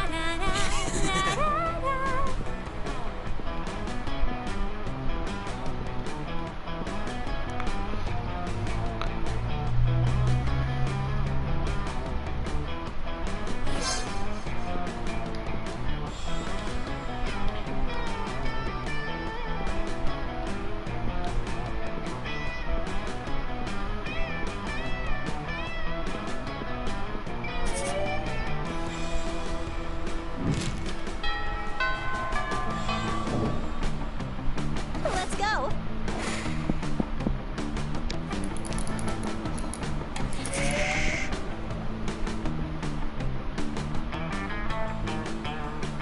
Suddenly you hear an outburst of swearing, so elegant we can't possibly repeat it. You go to see what's it all about. We've been over it 11 times, Scott. I'm sorry, remembering things is hard. Hey Blue, come help us. I'm trying to help Scott with tomorrow's history test. So far it seems like the biggest challenge I've ever faced. I gave him this copy of last year's test, and he still dazzles me with new levels of idiocy every time. Lime, I just can't. These questions are complex and smart. For God's sake, Scott. That one isn't even a question. You have to put your name there. I'm sorry, Lime. I'm really trying. If only there was a way to make me learn things good. He's a werewolf, right? How about we give him a biscuit every time he gets it right?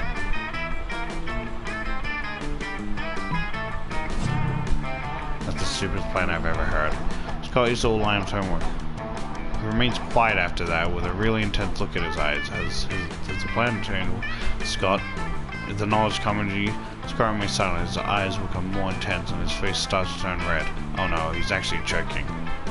Leon, save me. Knowledge is painful.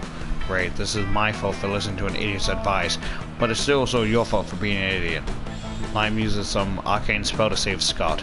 Fortunately, Doctor determines Scott's allergic to knowledge and he can skip the test. Unfortunately, he thinks you're a jerk and Lime thinks you're an idiot. You lose two smarts in one place. Oh, fuck. I need that charm. Let's go.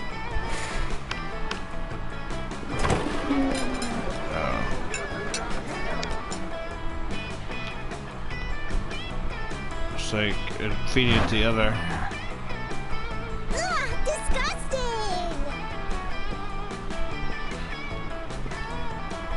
Enough.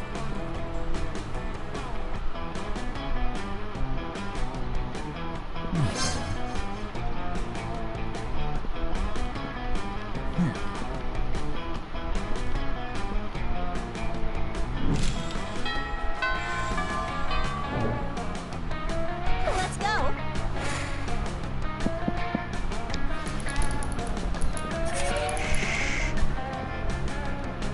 You can hear a cry of anger. It sounds like several of your friends getting their asses kicked at video games, and it is. You find Scott, Damien, Lime, and the Slayer. They're playing Federation of Fable, the infamous super competitive MOBA. They spot you. Hey, you Blue, we need your help. We can't let these noobs win. It's true, this is so serious that they've put our feud aside to team up against the greater evil. 13-year-old brats that think they're better than us at FOF. We were kicking their asses, but their juggler used a super special move on all our mages that cursed him to roam the desert for 40 years in real life. FOF developers are crazy as fuck. This game is insane. We need to destroy that base soon or we'll lose. Or you could trust me, I'm playing Wally Rex the Dino Diplomat. I'm in negotiations with one of them. If we reach an agreement, this senseless bloodbath will end in a peaceful truce. We need to destroy that base before Liam does his lame diplomatic thing. I'm Joe the Hole Digger. I'm digging holes to see what happens. I might find a bone. That won't help us in any way, Wolf Boy. Not if I can't find a super cool bone. Come on, Blue. Join the Alliance. Let's fight the good fight. Now it all comes down to making the right choice. Which absurd character will be the game changer of this match?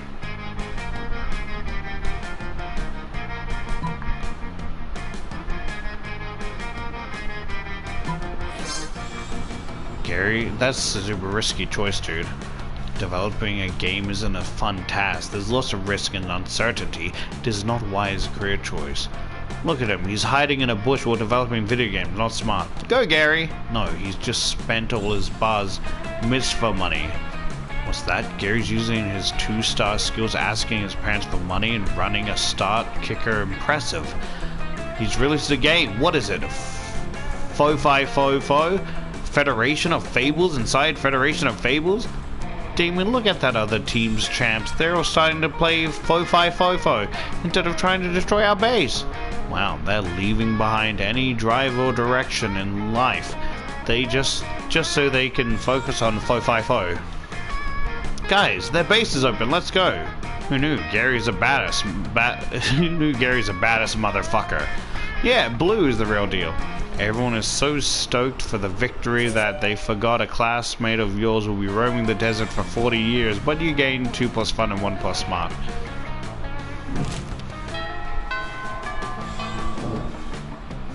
Let's go.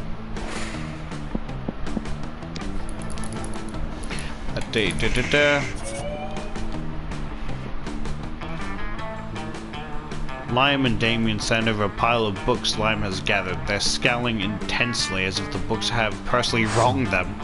Our school teaches the most common mainstream basic material imaginable. I think there's only one thing we can do, really. Petition the school to include work of value. Burn the books! Damien, you're absolutely right. The fight against anti-intellectualism must be telegraphed in strong action, not just empty words.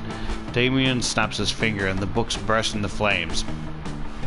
You have to admit, between the petition and the fire is the much cooler option. Unfortunately, it is at the exact moment that the crazy Martin chooses to appear. Oh, no, not again. He always thinks these things are my fault, just because they are. I can't get detention. I'm seeing a nondescript yogurt resort concert this week, and the band only plays once in a blue moon when the lunar eclipse lines up with...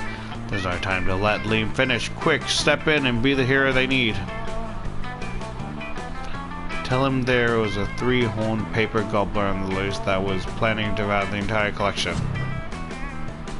You start to admit the danger of 3-horned, but it somehow spirals into horrifying tales of you lost your virginity at monster camp. It's a sordid tale involving sangria, ill-fitting lingerie, and being walked in on by the counselor who critiqued your clumsy sexual technique. Liam's eyes are getting wider and wider. Damon looks like he's getting sick. You're just getting to the part with the peanut butter when the crazy man flips out and clocks through his massive paw. I never thought I'd say it, but thank God for Crazy Man. Even fucking detention would be better than hearing the end of that story. Those words, 1,000 nondescript yogurt resort concert won't wash them from my ears. I'm gonna fucking puke. I'm going to fucking puke. Napalm. Wow, you need to work on not oversharing, or at least come up with a much cooler story about your first sexual experience. Use 2 plus fun and 1 plus charm. Your classmates now know way too much about you.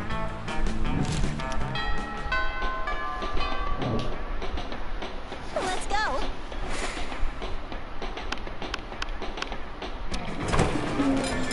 You find Lime artfully arranging his food while Murata just as you saw silverware. These are the eating, obviously.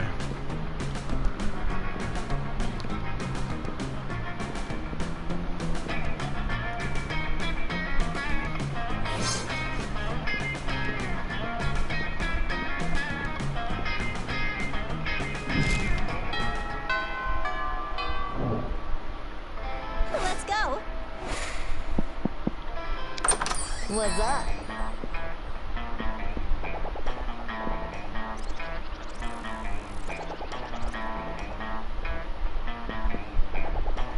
See you later.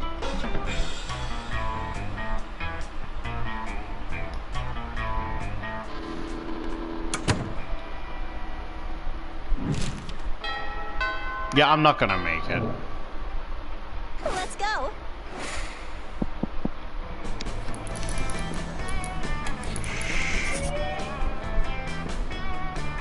Scott strolls by happily munching on something. Lime gasps at him, appalled. What on earth are you eating, Scott?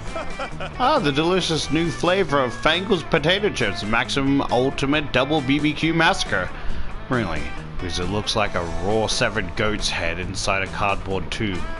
Oh yeah, I guess it does. Could have sworn it was potato chips. Still tasty though. Tasty? Tasty?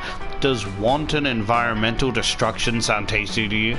I don't know, is that kind of like jerky? No, Scott, don't you realize that in order to harvest these goat heads, Fangles and Co. decapitate millions of innocent goats every year? But what do they do with the bodies of the goats? Nothing. It's a horrendously wasteful practice. Oh no! All the poor headless goat bodies running around and bumping into each other. We have to stop them. Wait, really? I was just trying to make you feel guilty. I didn't actually have a plan to action, but someone was there something. Write extremely mean blog post. But how can a blog post cause be any kind of meaningful? Quite, Scott. I've been training my entire life for this. Mine whips out a tablet and then this machine kills fascists written on it and gets to work. The blog post he writes is so incendiary. Monster Fire Department has to send digital firefighter to put out all the flame emojis. Fangles is forced to recall their Maximum Ultimate Double BBQ Massacre flavor just to prevent the internet from burning down. Scott bids a tearful goodbye to his cardboard tube full of goats' heads, but you all agree it's for the best. You gain 2 smarts and 1 plus creativity. Yeah, I'm not gonna make it. Let's go.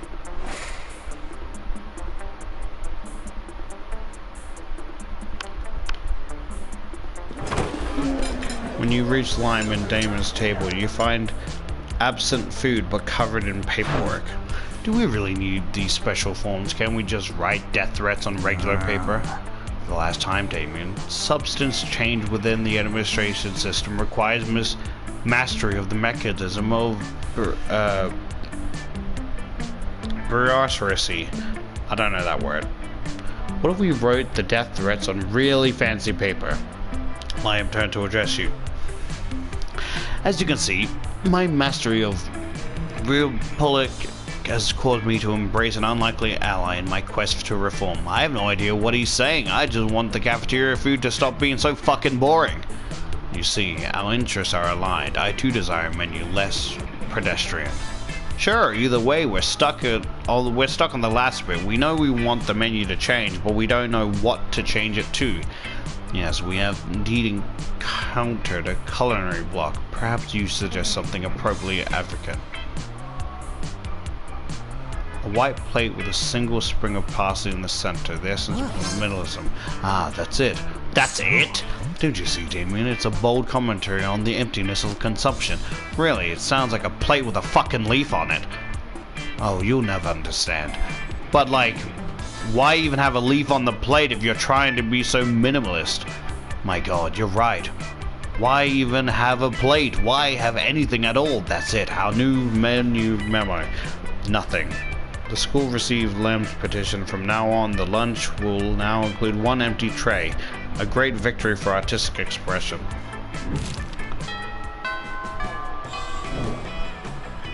Let's go.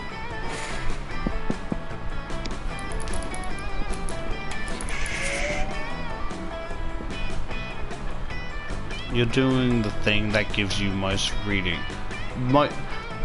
You're doing the thing that gives you the most life. Reading Dragon Heat when you're approached by Scott and Lime, a fellow connoisseur of the Dracophile arts. Here's Scott and I are experts on the topic, an unexpected duo.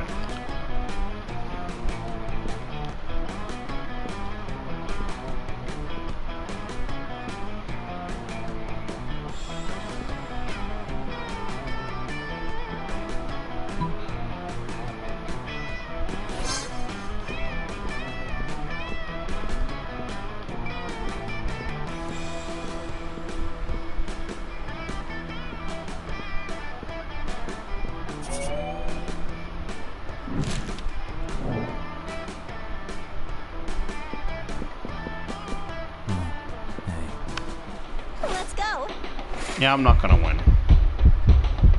finally pick up the courage to ask your beloved to go to Monte Prom with you. You and me? Psh, that'd be so predictable. Don't be a fool. Also, right now I only date blue inanimate objects. Don't harass me or my narrow mind, and please respect my sexual preferences. Are you serious? Your failure made you despised by society that you were exiled by the wild. You were joined a pack of wolves. Still, you were so bad at social interaction that you also failed at getting a date with a wolf prom.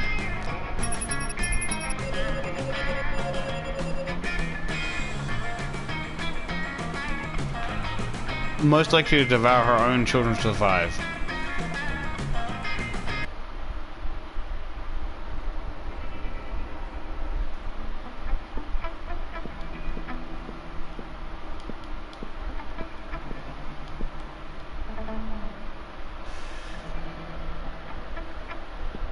Shit, sorry.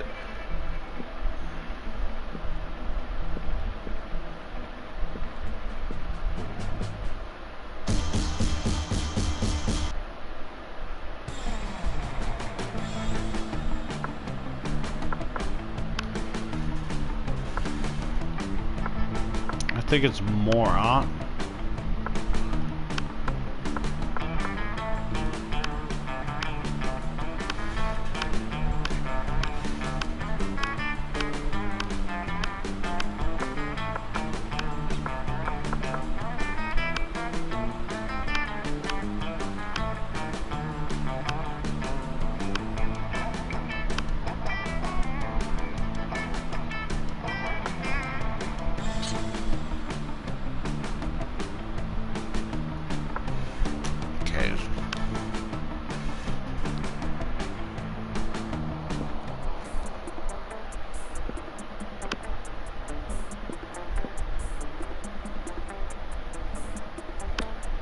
Let me do a short game. Spooky High School, the sweetest year of our lives. Uh-huh.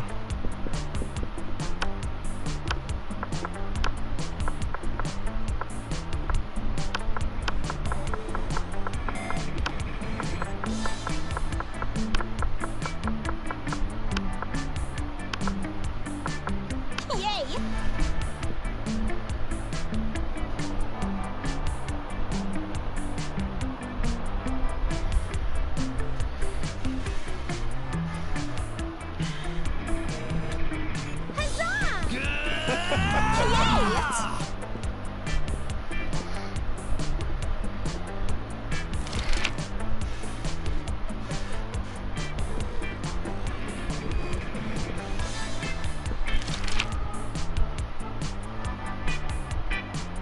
Global warming isn't real. I invented it.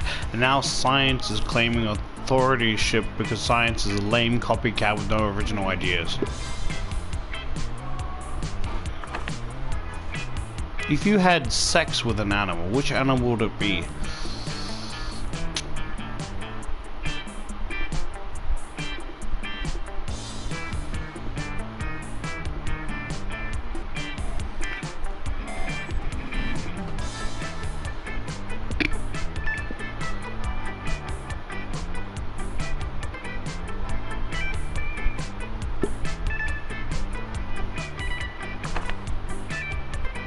What would be your dream first date? A lovely walk in the forest after rescuing your date from a dragon, explicitly experimental enough to give you a seizure, a wild party,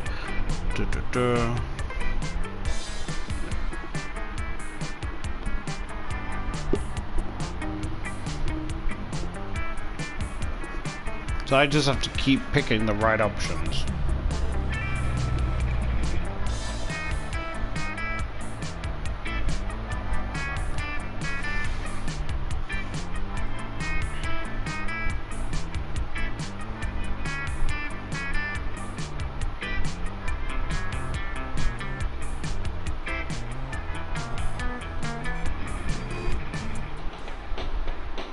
Let's go.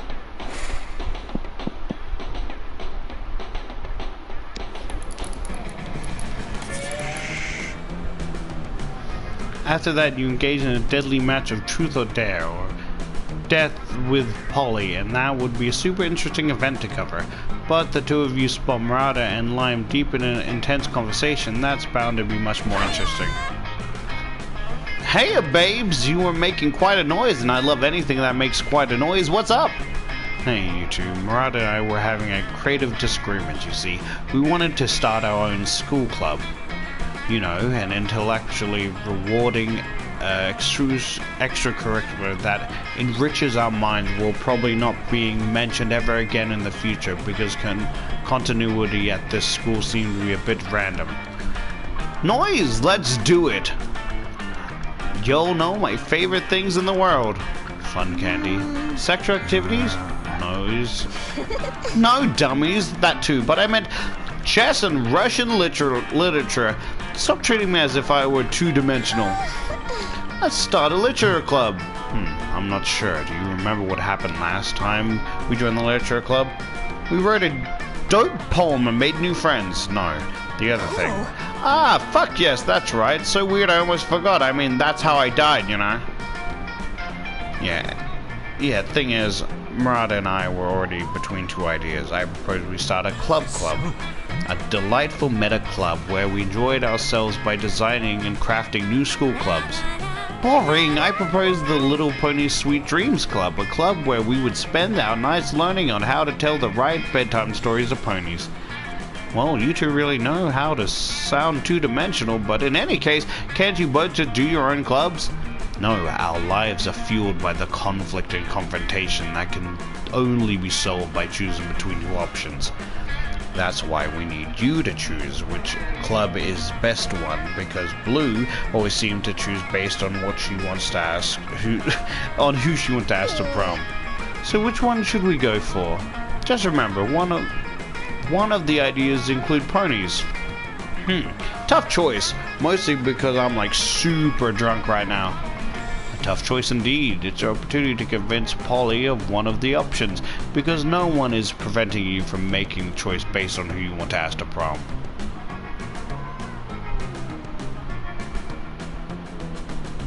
The best club is clearly the club because, and then just throw some confetti. And then you throw lots of colorful, happy confetti that you carry with you when you want to cheer people up, alongside your black and white sad confetti for more solemn situation. Confetti? I love confetti! I also value confetti as a very valid argument, so club it is! I must admit, confetti is pretty nice. Maybe Liam was right the whole time. I wasn't able to see it because of the lack of confetti in his argument. Really? That was what you needed to be convinced? I'm this close to arguing with you about you changing your mind. But you know what? What if we start designing and crafting our club now? It will be the first of many clubs we will create. Your silliness and cheerfulness is stupid, but nice, huh? You know what? As the club president, I think the second club we can craft and design might be a Little Pony Sweet Dreams Club. Aw, Lime, there's a little fluffy purple heart deep down under that hater facade, isn't there? Shut up. Aw, everyone is happy now. Also, you might be into conquering that little fluffy purple heart eventually. For now, you gain 2 creativity and 1 plus fun.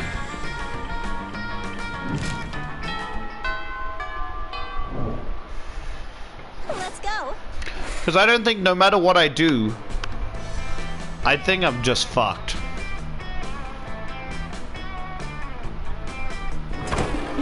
You take your seat between the strongest and smartest men you know. Liam appeared to be taking a very intense picture of some bizarre looking food. Scott is looking about as confused as you are currently. But Liam, food is delicious. It's for eating. That's why they call it a lunchtime. Neither of those statements is wrong, but they also aren't quite connected. Scott, if I had the captivity to eat, I assure you, I would still ignore the actual content of the food in favor of finding the perfect combination for a flawless Instagram post. Oh, I see. You're going to post a picture to advertise the food to people who can actually eat it. You're so smart. I'll be happy to eat your food for you. I'm afraid your palate is way too unsophisticated to appreciate the raw Japanese delicacy. Oh, they're Japanese. Do you have any Scott snacks? Scott, you know what? Fine. I've taken all the pictures I need. Eat whatever you want. Thanks, Lime. Oh, they all look so yummy. I don't know where to start. Blue, any ideas? Maybe your choice of snack can get you one of these boys to want to snack on you. It's an innuendo way, not literally. Obviously, the lunchly fruit-flavored custard with a side of tofu and a drizzly raspberry extract is the most superior food on the planet. Go for the brightly colored bag of meat biscuits that somehow has an anime drawing of Scott's face on it that says snack food. Oh, Blue, I always knew you were a monster of impeccable taste. Actually, that isn't true. I assume everyone has horrible taste and a useless aesthetic. But in this case, it's pretty clear that this assumption does not apply to your beautiful self. Did I say beautiful? I meant your aesthetic is beautiful. Because we have the same aesthetic. The lunchly custard picture has always gotten more likes than any other food on this table. And it's absolutely delicious! How could the way it tastes possibly have any relevance to a conversation about food? Lime, you're so smart that I don't even understand how that makes any kind of sense. Thank you for being someone with whom I can actually discuss the important nuance of Japanese food pictures. It appears to you and me against a very ignorant world. Yeah, stupid everyone else for actually eating their food and not taking pictures. Thank goodness you and Lime have each other, XOXO.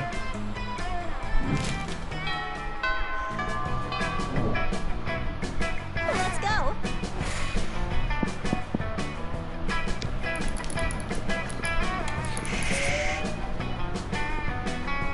But Lime isn't paying attention to any of that. He corners you afterwards to lecture you on Instagram filters. What no one seemed to understand about filters is that they're not about making pictures better.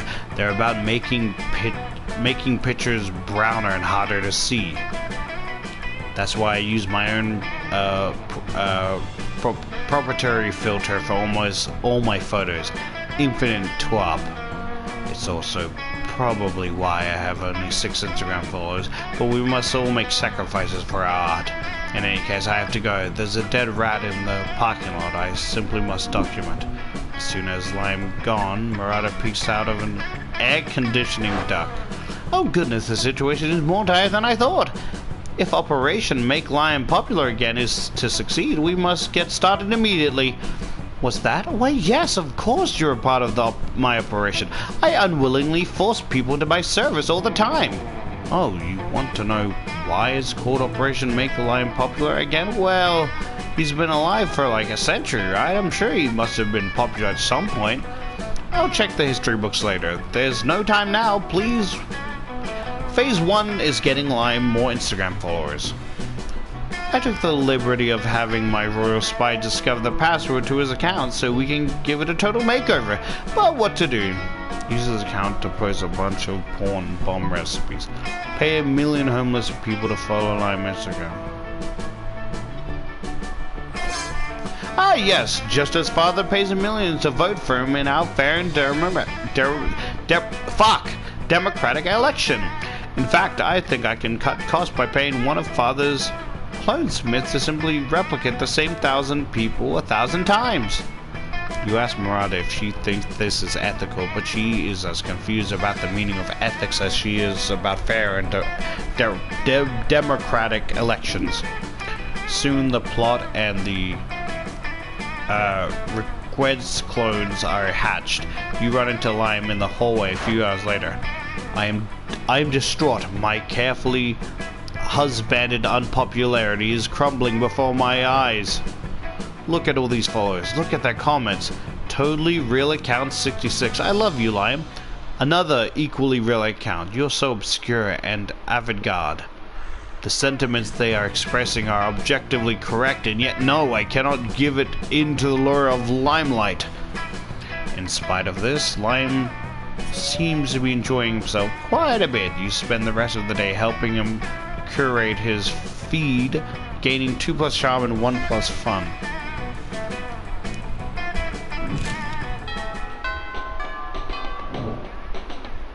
Let's go. Show me that money.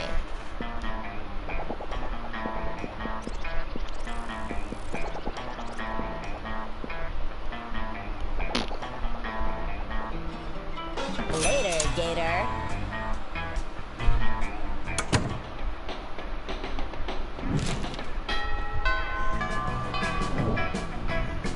Let's go.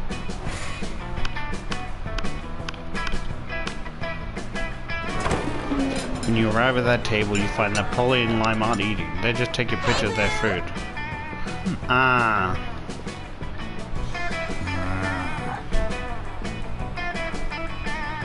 A food pic of Lime taking a food pic, so meta.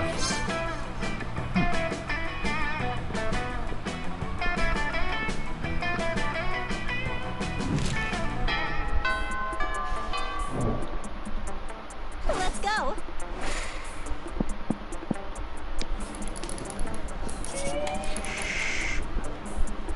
You saw Murata and Scott in the vicinity. It seemed like the perfect opportunity to test your new blanket. You heard as you were a goofy ghost and approached them with spooky boo. Murata explained something to Scott. And that's why those treacherous air people are the absolute worst. Also, most likely tied to the disappearance of Mars Argo.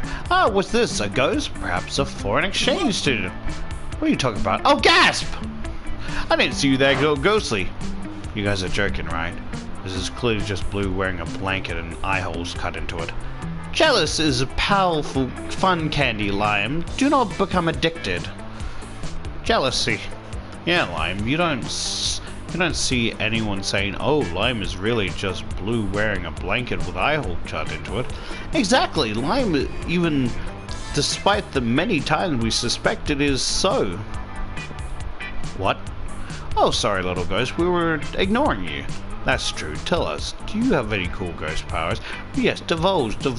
Basic ghost knowledge. Ghost main power is levitating stuff. Ultimate ghost prank. Haunt someone into despair. You spot a victim for your prank. The Coven! You start running in the direction of screaming, best boo today. What's this? Maybe it's a minion of the Queen Nihila. Rumor says she's preparing to be the big bad of the next season. Stop booing at us. It's hard enough as to save the world on a daily basis. We don't need people here undermining our moral. Stop booing! The school is unbearable. They go running, looking for a place to recover from all the booing and undermining. Oh no, what have we done? We made them miserable by forcing our little ghost friend to haunt them with its ghost power. You do realize she just ran at them while booing, right? The only thing I realize is that too much ghost power in our hands has made us evil. We've got no time to lose. We need to start living life for the good deeds so we can be forgiven for this. You're right, Scott. Maybe 10 or 20 years we can be redeemed for this moment of weakness. At least you led Murad and Scott onto a path of goodness. This has been a failure for sure. You lose.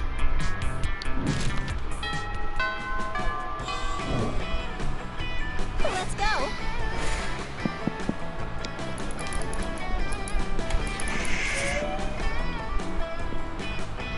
Realize you're feeling like going full ghost with your blanket again.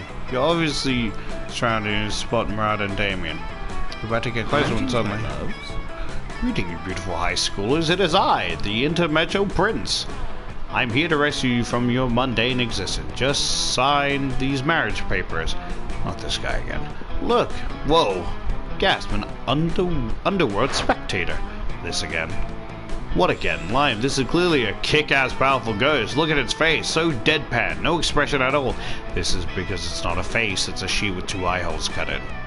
Man, I wish my face had 2 eye holes cut in. That would be fucking metal. No, listen, it's not a face, it's... Ghost friend, help us! Save us from the interdimensional creep. Yeah, do something! Do something, Ghostly. Whoa, did you see that? Real goosebumps. This fucker doesn't fuck around! My apologies, beautiful high schoolers. What exactly is Boo? We don't have that many ghosts in my realm. It is a super spooky ghost thing. You should run for your life. Yeah, interdimensional loser. It's like super legit ghost thing. The ghost is probably about to unleash its ghostly rage upon you. Be ready for 100 years of misery.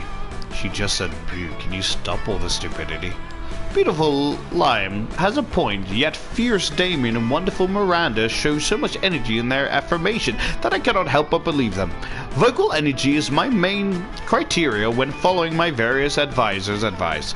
So today I shall retreat to my dimension, but fear not, my beloved high schooler, the interdimensional prince, will be back for you. So he disappears into another annoying portal. So metal, ghost person! You made him retreat with a single boo! So brave. He retreated because of what you two idiots told him. He said so in front of us just a minute ago. Liam, really, sometimes I wish your face was a shield with two eye holes cut in it, so that you couldn't say annoying stuff 24/7. Whatever. Little ghost friend, save the day again, huzzah! They leave running and screaming about how cool you are. What the fuck are you...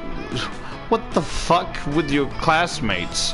Really, anyway, you gain 2 boldness and 1 plus charm.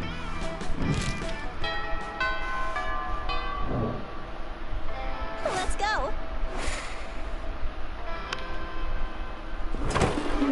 You find Lime artfully arranges food. Yeah, okay, so I know as well.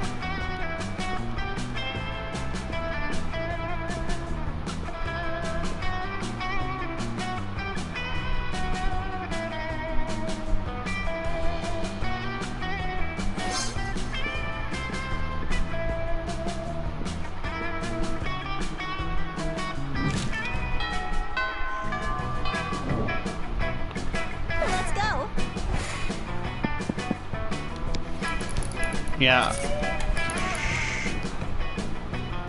You could start doing something productive, or you could put on your blanket and get some good old ghost shenanigans. You're looking for someone, but you run into the press that might finally see through your ghostly deception. Apart from boring Lion. Wait, what's this? Another ghost? No, I can't believe this. Finally, somebody else notices. This is clearly just Blue wearing a... I can't believe it because it's too cool to be true. Oh, come on. It's not cool nor true. Shh, Liam, I can't hear our cool new ghost friend over all your jealousy. So tell me, how did you die? We have so much to share, so much ghost gossip, or gossip, as I like to call it. Good question. Time to improve the lie with another bigger lie. I was offered as a sacrifice to the god of party. I only tell how I die on the 3rd date. Wow, so enticing. I mean, to me, 3rd date is always the hardcore stuff. Sabara, highly dangerous sex toys, or meeting the parents. So that means you died in some awesome or stupid fashion, probably something involving sharks or bath salts. Or none of that, since she is just Blue wearing a blanket. Oh, for God's sake, Lime, why did you wear a blanket somewhere else? Come on, ghost friend, let's do something ghostly. Like, pet some llamas. This is definitely not a ghost thing. It is if you're a ghost, duh! And then you spend a great ghost evening petting some silly llamas. You gain 2 plus fun and 1 plus charm.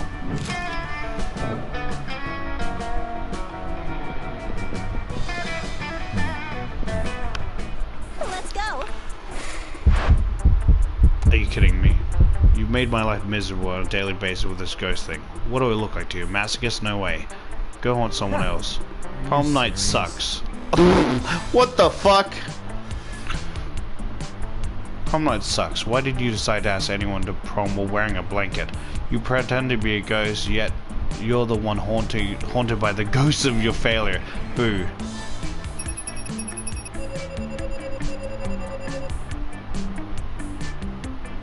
Most likely to marry a zebra. I'm over 400 and I'm still amazed at how stupid people are.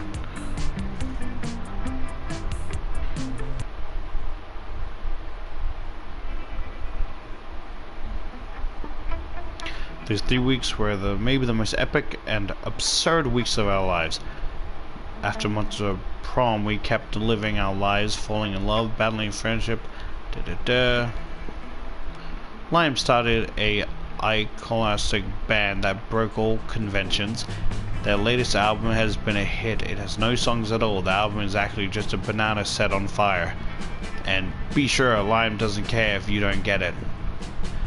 Polly graduated from doing lots of magic potions, and now she appears to hallucinating people and acts like their spirit animal. Miranda used her vast knowledge of serfs to get a job hand-picking the best serfs for other people. Unsurprisingly, she ended up leaving her serf to do the work. For the truth,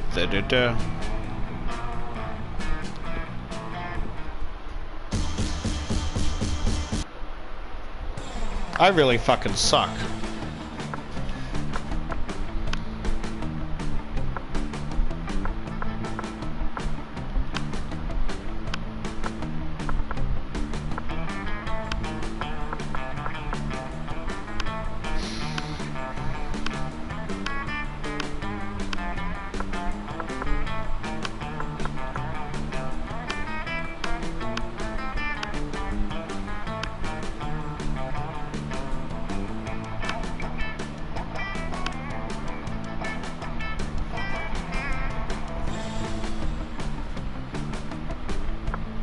He's such a pain in the ass to try and date.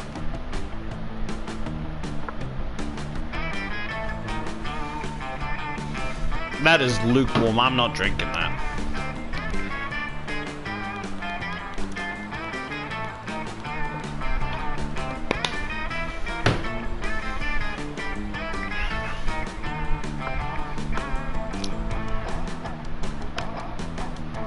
I'm determined until he fucking accepts me.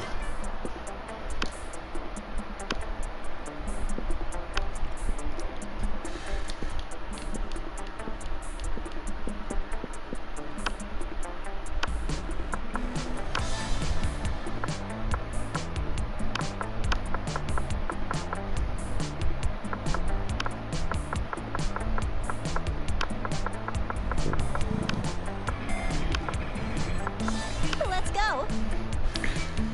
Yay!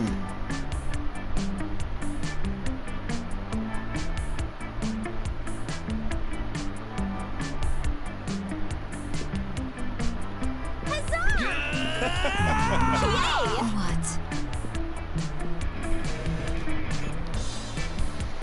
Yeah, that was on me. Yeah, so don't buy any events.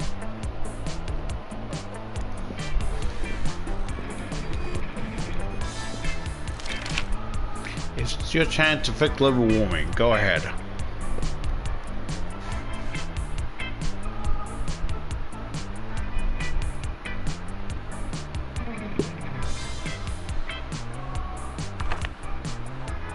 Which inanimate object do you think would make the best girlfriend or boyfriend? Provided you went criminally changed.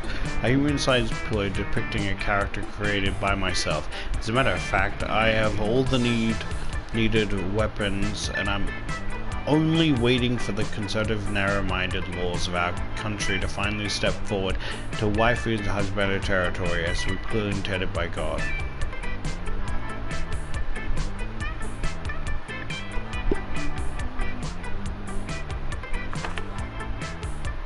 What would be the most appealing love partner?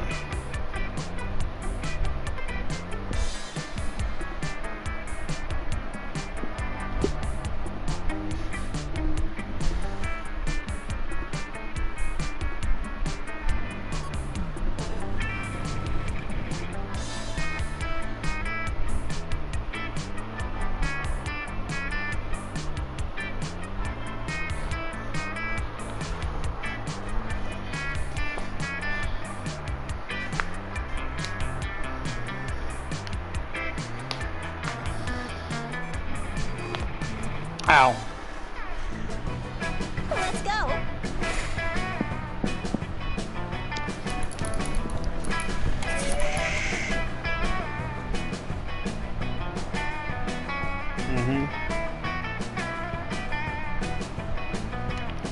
Scott looks confused and Lime looks bored, which means they probably have an argument. Look, not that I care, but aspiring to be a professional sports size, both in practical and passy. Wait, you don't care, but you walked all the way over here just to tell me that. Plus, don't you want to be like a professional, magnetic ibuprofen? You medic influencer, try to keep up. But how does a how does one of those guys earn money? Mimetic influencers don't earn money, Scott. We earn cultural capital. Oh, okay. How much cultural capital does a sandwich cost? I can see that I'm not getting through to you. Hey you, could you explain to this cretin why my career path is objectively better? Yeah, and also, could you explain what a cretin is? Liam means he wants to be an artist, and artists are important.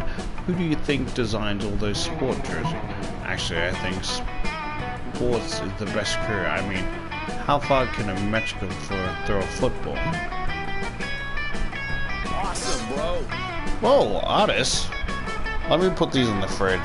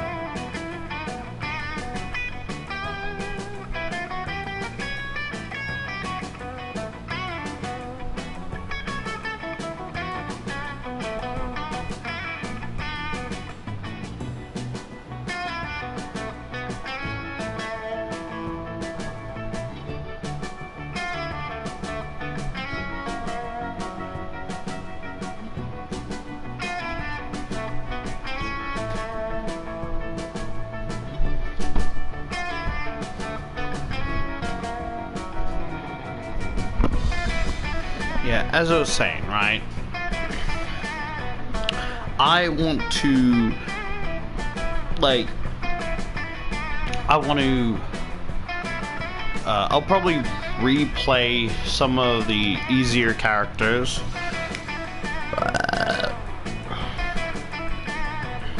With, like, different characters. Because there seem to be different ending images depending on which character. Because, you know, when you're, like, in the area and it had, like, different variations where, like, the ending things don't seem like you know? Don't seem necessarily like you get a variation. So, like, maybe you do get an ending if you play as different characters.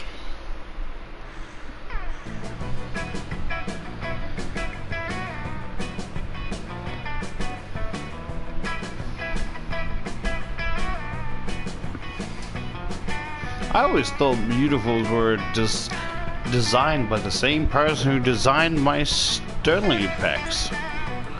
God. Why am I you God? Well, Scott, God is dead. But so am I, so essentially yes. So cool! You wonder how long it will take for Scott to figure out Lime isn't actually God. In the meantime, you gain 2 plus creativity and 1 plus smarts.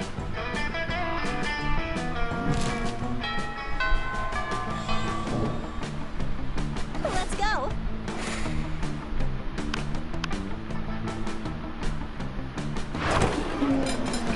You take your seat besides arguably the 2 coolest monsters in all of Spooky High. Here's hoping you can keep up with them. Vera, are you eating manticore steaks again? Yes, and it's delicious. Don't you know the amount of cruelty involved in the mainstream meat production industry? Yes, and it's delicious. Besides, Lime, you're a vampire. Don't you want to consume things that are dead? Well, yes, I suppose, but it's always ethically sourced, organic, free-range, and human. The human population is out of control, and eating them is the most environmentally responsible thing to do. Listen, Liam, I happen to have a personal feud with every single animal I eat. I make sure to meet them all first, ensure I'm devouring only the ones I hate the most. It makes it extra tasty. Well, then, surely you can inflict such pain without going through the cruel meat industry and supporting factory farming. Isn't home cruelty better anyway? You may actually have a point there. And if I get my hand in the pot, I can inflict even more effective and specific pain. And I bet there's a way to make money off of this too. Hang on, somehow I ended up agreeing against my own interests here. Liam, do you want to find innovative and creative ways to move society forward? Or do you want to oppose cruelty like every other weak mainstream loser? You can actually hear Lime's brain shaking as he struggles between his desire to be perceived as ethical and his desire to be perceived as creative. Maybe you can step in and help. The animals you kill may lose their lives, but what about their afterlives? Instead of letting their spirits go to waste as a byproduct of the meat industry, let's serve their eternal souls as a side dish. Liam, animals are already suffering from ignorance. If Vera wanted to increase their pain, the best we can do is to teach them the concept of death so they really feel their fate. Let's educate cattle on metaphysics. Well, I can't condone animal cruelty, but I wholeheartedly support animal education. I do like animals, but their illiteracy is my 4th least favorite thing about them. Right, between their poor taste in fashion and simplistic views on German cinema, it's not the worst idea you've had. Although, face it, Blue, you are known for having pretty terrible ideas about 50% of the time. You know, I can't argue with that. I've been struggling with this game, and I can't even be mad about it. I just suck. I don't really see building an empire out of private schools for cattle, but with my business acumen, I guess it's possible. And I can rest secure in the knowledge that I'm solving the bovine education crisis. Helping Liam help cows is like helping you help Liam choose you to go with prom or something. Yeah, so like I want to make, as I said, separate videos of like going to prom with different characters, right? And that means I have to go to prom again with the 2 characters I already went to prom with, because it's kind of fucked.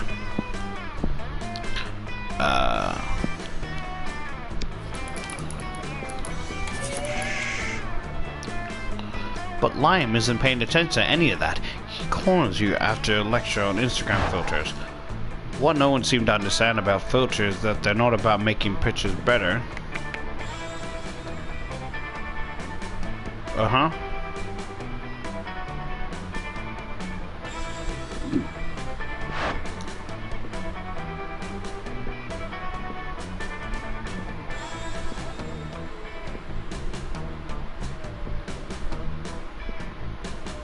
Pay millions of homeless people to follow. Da-da-da.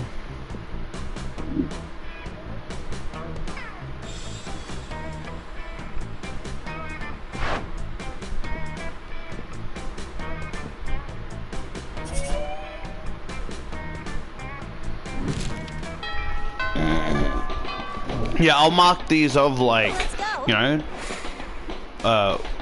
know, trying to woo this character, you know.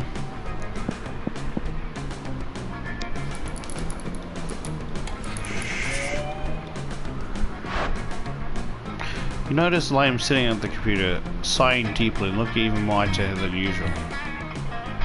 Hello there, have you heard the news? One of my favorite books, The Damnation Volume 2, Damnation Time, is getting a movie adaptation.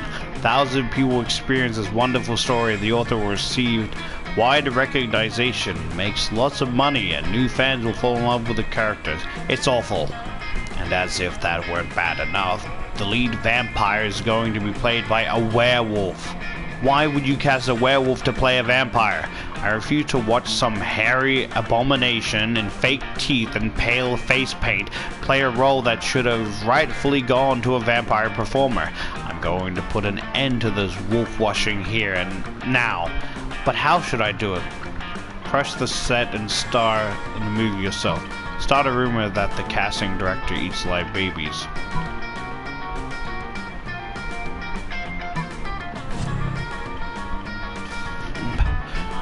Start a rumor that the director and cast eat live babies. What a divinely fitting punishment. I'll spread misinformation about the casting director. Because if I recommended, you know, the other option, he's like, yeah, because he doesn't seem like he wants to be popular, so that would be dumb. Just as he spreading misinformation about vampires the moment he casts a werewolf to portray one of us. Lime hurriedly types up a post about a horrible practices of the casting director in regards to his live baby eating. The internet works quickly and ruthlessly like a drunken game of telephone where nobody actually speaks the same first language. When you realize the rumor has evolved into something entirely different. Wait, what just happened? That turned my rumor into something about global warming being fake. Yep, it seems like a good chunk of the internet users are quite proficient at making everything about global warming being fake. Stupid internet, let's go again. Lime writes another article. This time it says casting director sexually abused his own desk. He posts it and quickly spreads and evolves until, what? They made it about climate change being not real again. It's unbelievable. Who's in charge of deciding who has access to the internet? Okay, third time's the charm. Nope, it isn't. Lime's new article ends up being ammunition for people to argue that global warming is an invention by the Democrats. But to be fair, this time the article was about the casting director being the reason global warming is happening. So maybe this one was on Lime. Still, I can't believe the internet. I will file a formal complaint. Who owns the internet? Probably Illuminati or Miranda's family.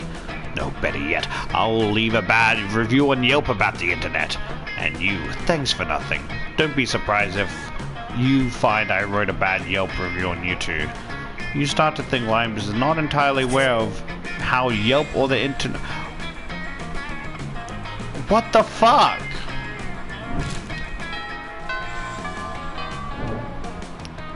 Let's go. As you approach your chosen table, frames... You see Lime carefully framing his artfully arranged jelly desert for a transcendent food pick when FODPIC, ride those picks to victory. What does that even mean? When I say food, you say pick. Food, no. Food, stop. 2, 4, picks, 8. Food do we appreciate. Food picks, go. Cease this incessant chanting this instant. What? I'm trying to help you take the best food picks. You've been trying to take this pick for like 20 minutes now. You gotta snap a pick so you can eat your tasty food. I don't eat, Scott. I only order this food so I can take pictures of it, and you're not helping. I know. My cheerleading it just isn't good enough. What I need is a cheer partner to take me to the next level. No, what you need is a swift kick in the... But it's too late. Scott's already chosen you as his cheer partner. Now it's up to you what you two decide will do.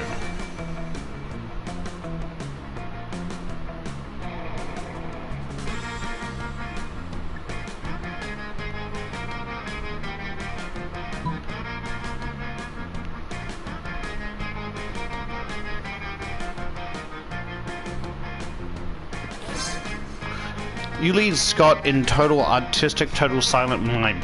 Cheer that involves an invisible rope, an invisible dog sled, and an invisible hot dog buffet. You eventually leave Scott trapped inside a tiny box and move with Liam to another table. Thanks for saving me back there. True food photography, as I call it. Le photographie des millettes cannot be rushed. Are you sure he's okay over there in that box? You're pretty sure he's fine. You let him out at the end of lunch. He licks your face, but most importantly, Liam tags you in a Triumph food pick. Is this for real?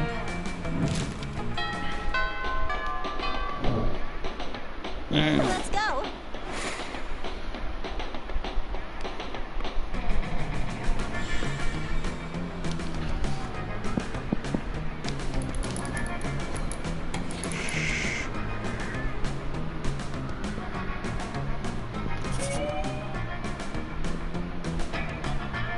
After Miranda beckons you from the darkened corner. Psst! Co-conspirator over here. Phase 1 of operations, make Lime popular again, was an overwhelming success. Lime is an internet popular. Now we just need to make him real life popular. What better way than that to make him than Prom King? Unfortunately, when I asked him to run for Prom King, he said, and I quote, "Never, never, never, not in 100 years." And that's not an exaggeration, because I've been alive for 100 of years and I've never run for Prom King, so there you go. Which was clearly his cryptic way of saying he wants us to make him Prom King. My first thought was to murder the current Prom King after establishing Lime as his rightful heir, but I couldn't find any bloodline charts to work from. So I suppose we must engage in this democratic election the school is holding. Now, how can we secure a win for Lime when he is opposed to running or making any effort to win? I'll dress up as Lime and give the best campaign speech. He's a Gavin.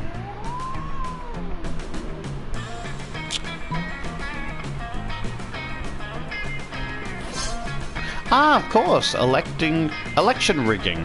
The old standby.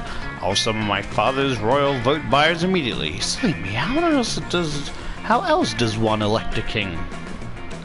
Lately, you watch the Prom King election forecast. You're not quite sure why your school has its own prom royalty forecast or who pays for it. And it says that unsurprisingly Lime will win, but almost 1 million votes advantage. I don't know what to say. Who knew there were a million monsters at the school who thought I should be Prom King? Come to think of it, who knew there were a million monsters at the school? This burning in my chest, is this shame at having at last become mainstream, or is it joy? Nope, it's neither. I just need to drink somebody's blood. Catch you later. Lime does catch you later, and you take him out to get a fresh tuxedo. He's never looked hotter. You gain 2 plus fun and 1 plus creativity. Okay. Yes! Let's go. So it's like a storyline thing. So I fucked it up by trying to do other events. And we have to make him popular so he accepts me. Okay.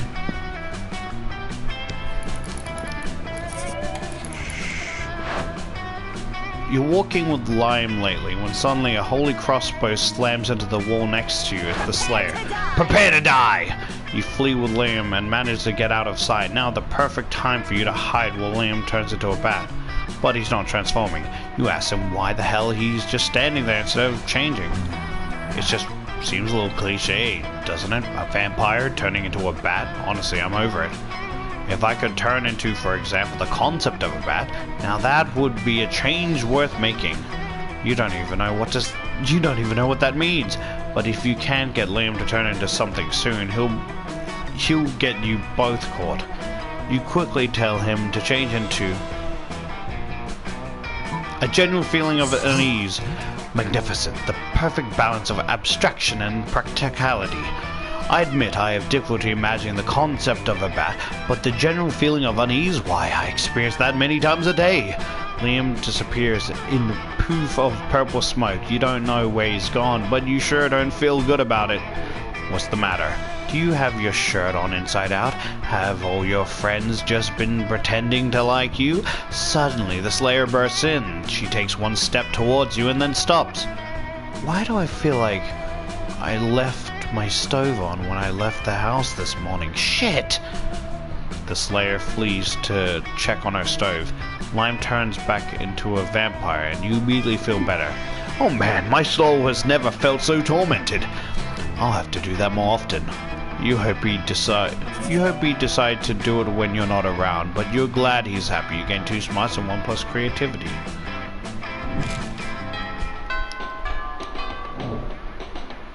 Let's go. You take your seat between the strongest and smartest men you know. Lime appears to be taking a very intense picture of some bizarre looking food. Scott is looking about as confused as you currently are. But Lime, food is food. It's for eating. That's why it's, okay.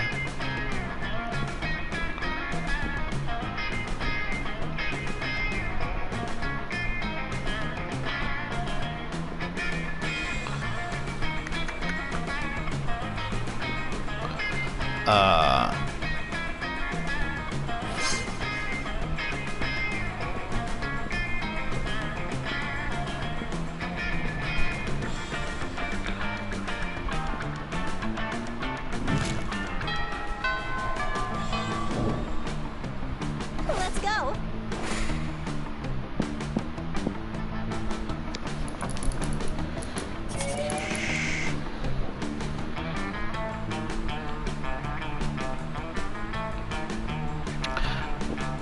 With that out of the way, you hurry away to your secret meeting with Miranda. How majestic. Well done, co-conspirator. Operation Make Lime Popular again is a rousing success.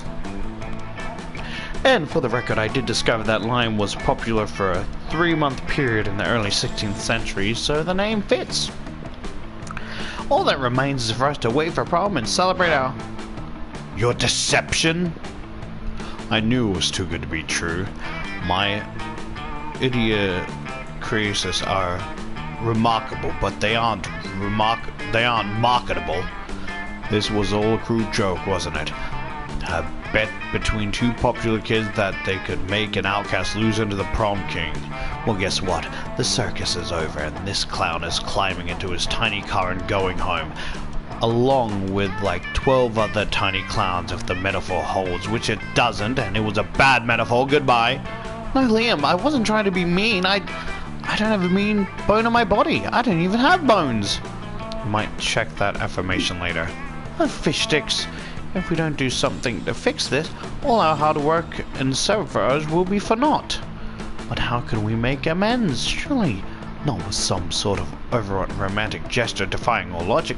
You told Miranda not to worry. You've seen plenty of teen rom-coms. You know how this party goes.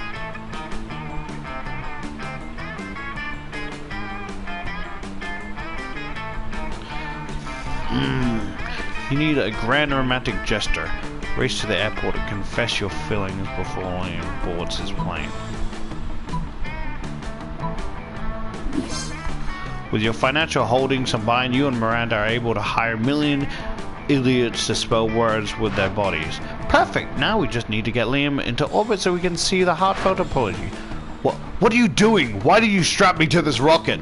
Calm down, silly. We're apologizing. Are you going to apologize for this after you're done too? Of course not.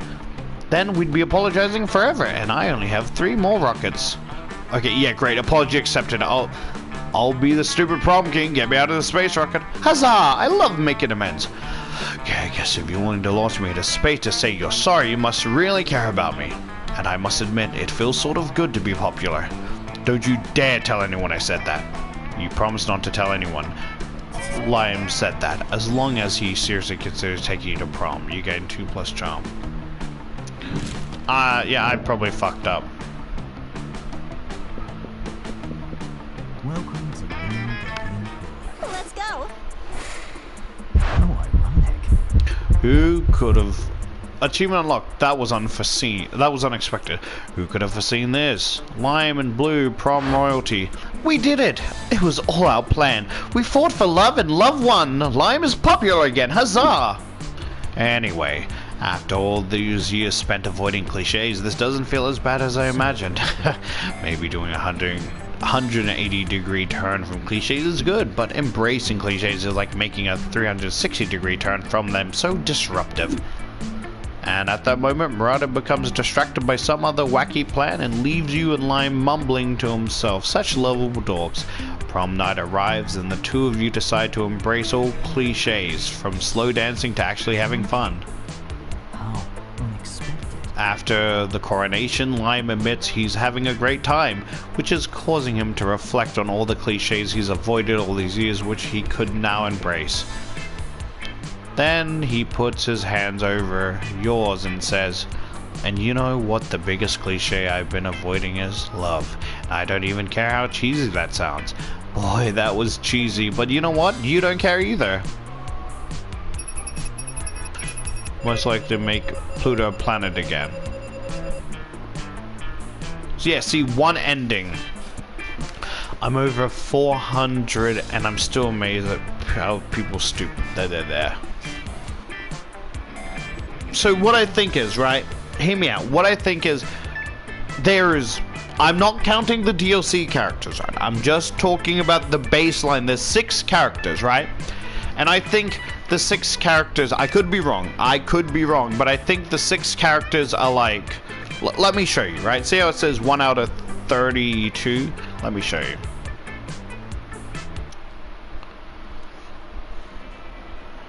Okay, just wait. Those 3 weeks were maybe the most epic and absurd weeks of our lives. After the monster prom, we kept on living our lives falling in love, battling for friendship and learning about who we were and who we could be. And you know what? Like it always does, life happened and it was wonderful. Lime kept doing art so hard that he eventually evaporated and became the concept of coolness itself. As he left the physical plane, the last thing Lime did was give everyone a condescending look. Miranda got a job being a princess of her kingdom, which was actually kind of her job already. Well, you don't see her complaining about it. Damien became an interior designer specialized in torturing machines. Last month, Vogue magazines calls his product the refined marriage between Makra and Chick. For those 3 weeks, the Monster Prom seemed larger than life, and then it was gone, just like that. Battle for Monster Prom might have ended, but there were plenty of battles left in the war called youth. But once again, we were young and unafraid, and we were ready to start.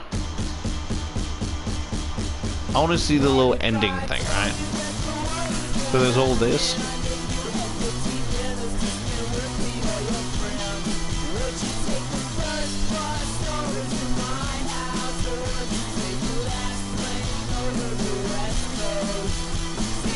Yeah, I don't know why. Now I just want to jerk off to Femme Frankenstein.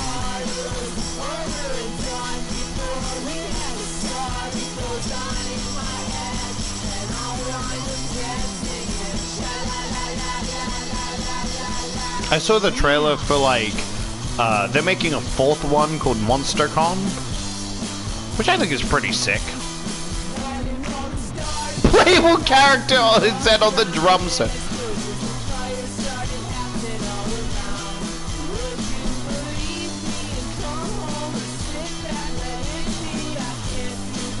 Yeah, so I'll be, I want to say editing, right? I want to edit, not edit, but I want to kind of skim through the older videos and basically go trying to woo this character, and then it's like trying to woo this character number 2. So like the ones where it's like if it's a single character, I'll keep going trying to woo this character number 1, and then with the second character, it's trying to woo this character number 2, you know?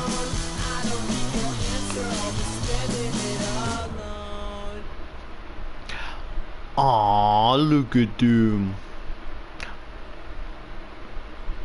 fucking picture of happiness with you. You have unlocked four. Jesus. Oh, yeah. Because what I was talking about, right, is let me...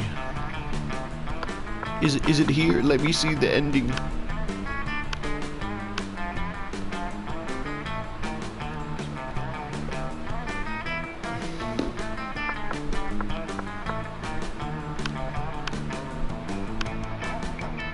How do I get the regular one? You know, I'll...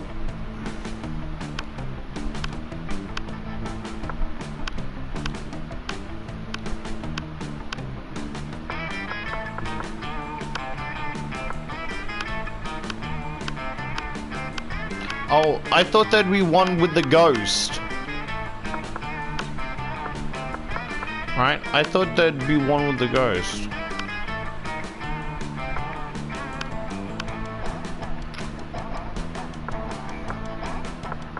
So I will try and get most stuff on my own, right? Most stuff on my own.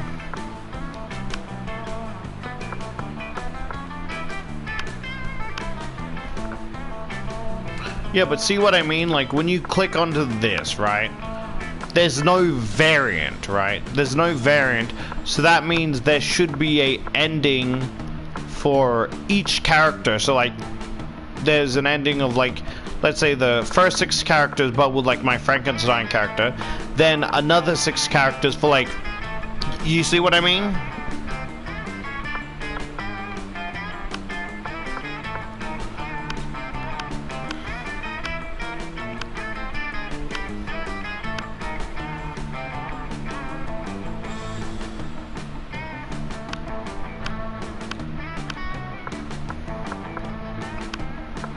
Oh shit, new stuff.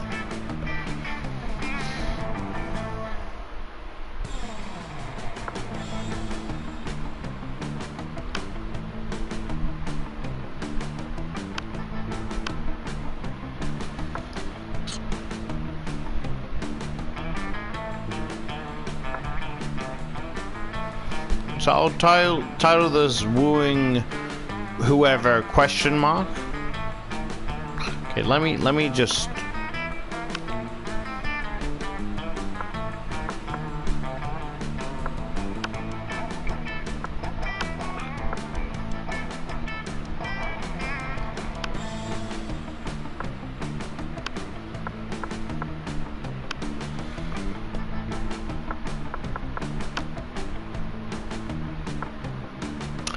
Fuck, I wish they'd give the names.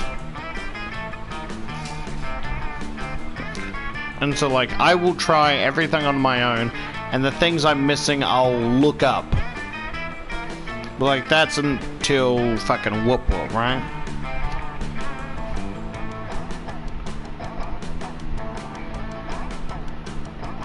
Maybe, hear me out. Maybe it's, like, with other characters, so I can't necessarily do the character I'm trying to, like, date. But it has to be with, like, a separate character.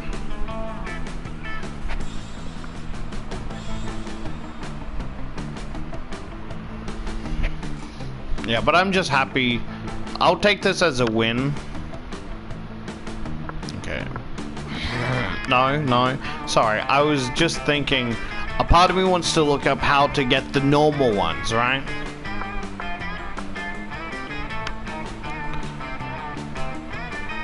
So the next one is trying to get the mermaid chick.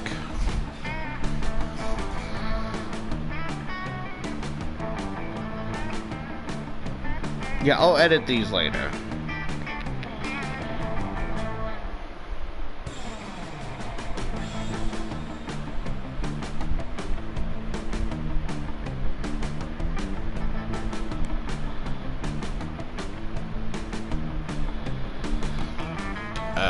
There we go.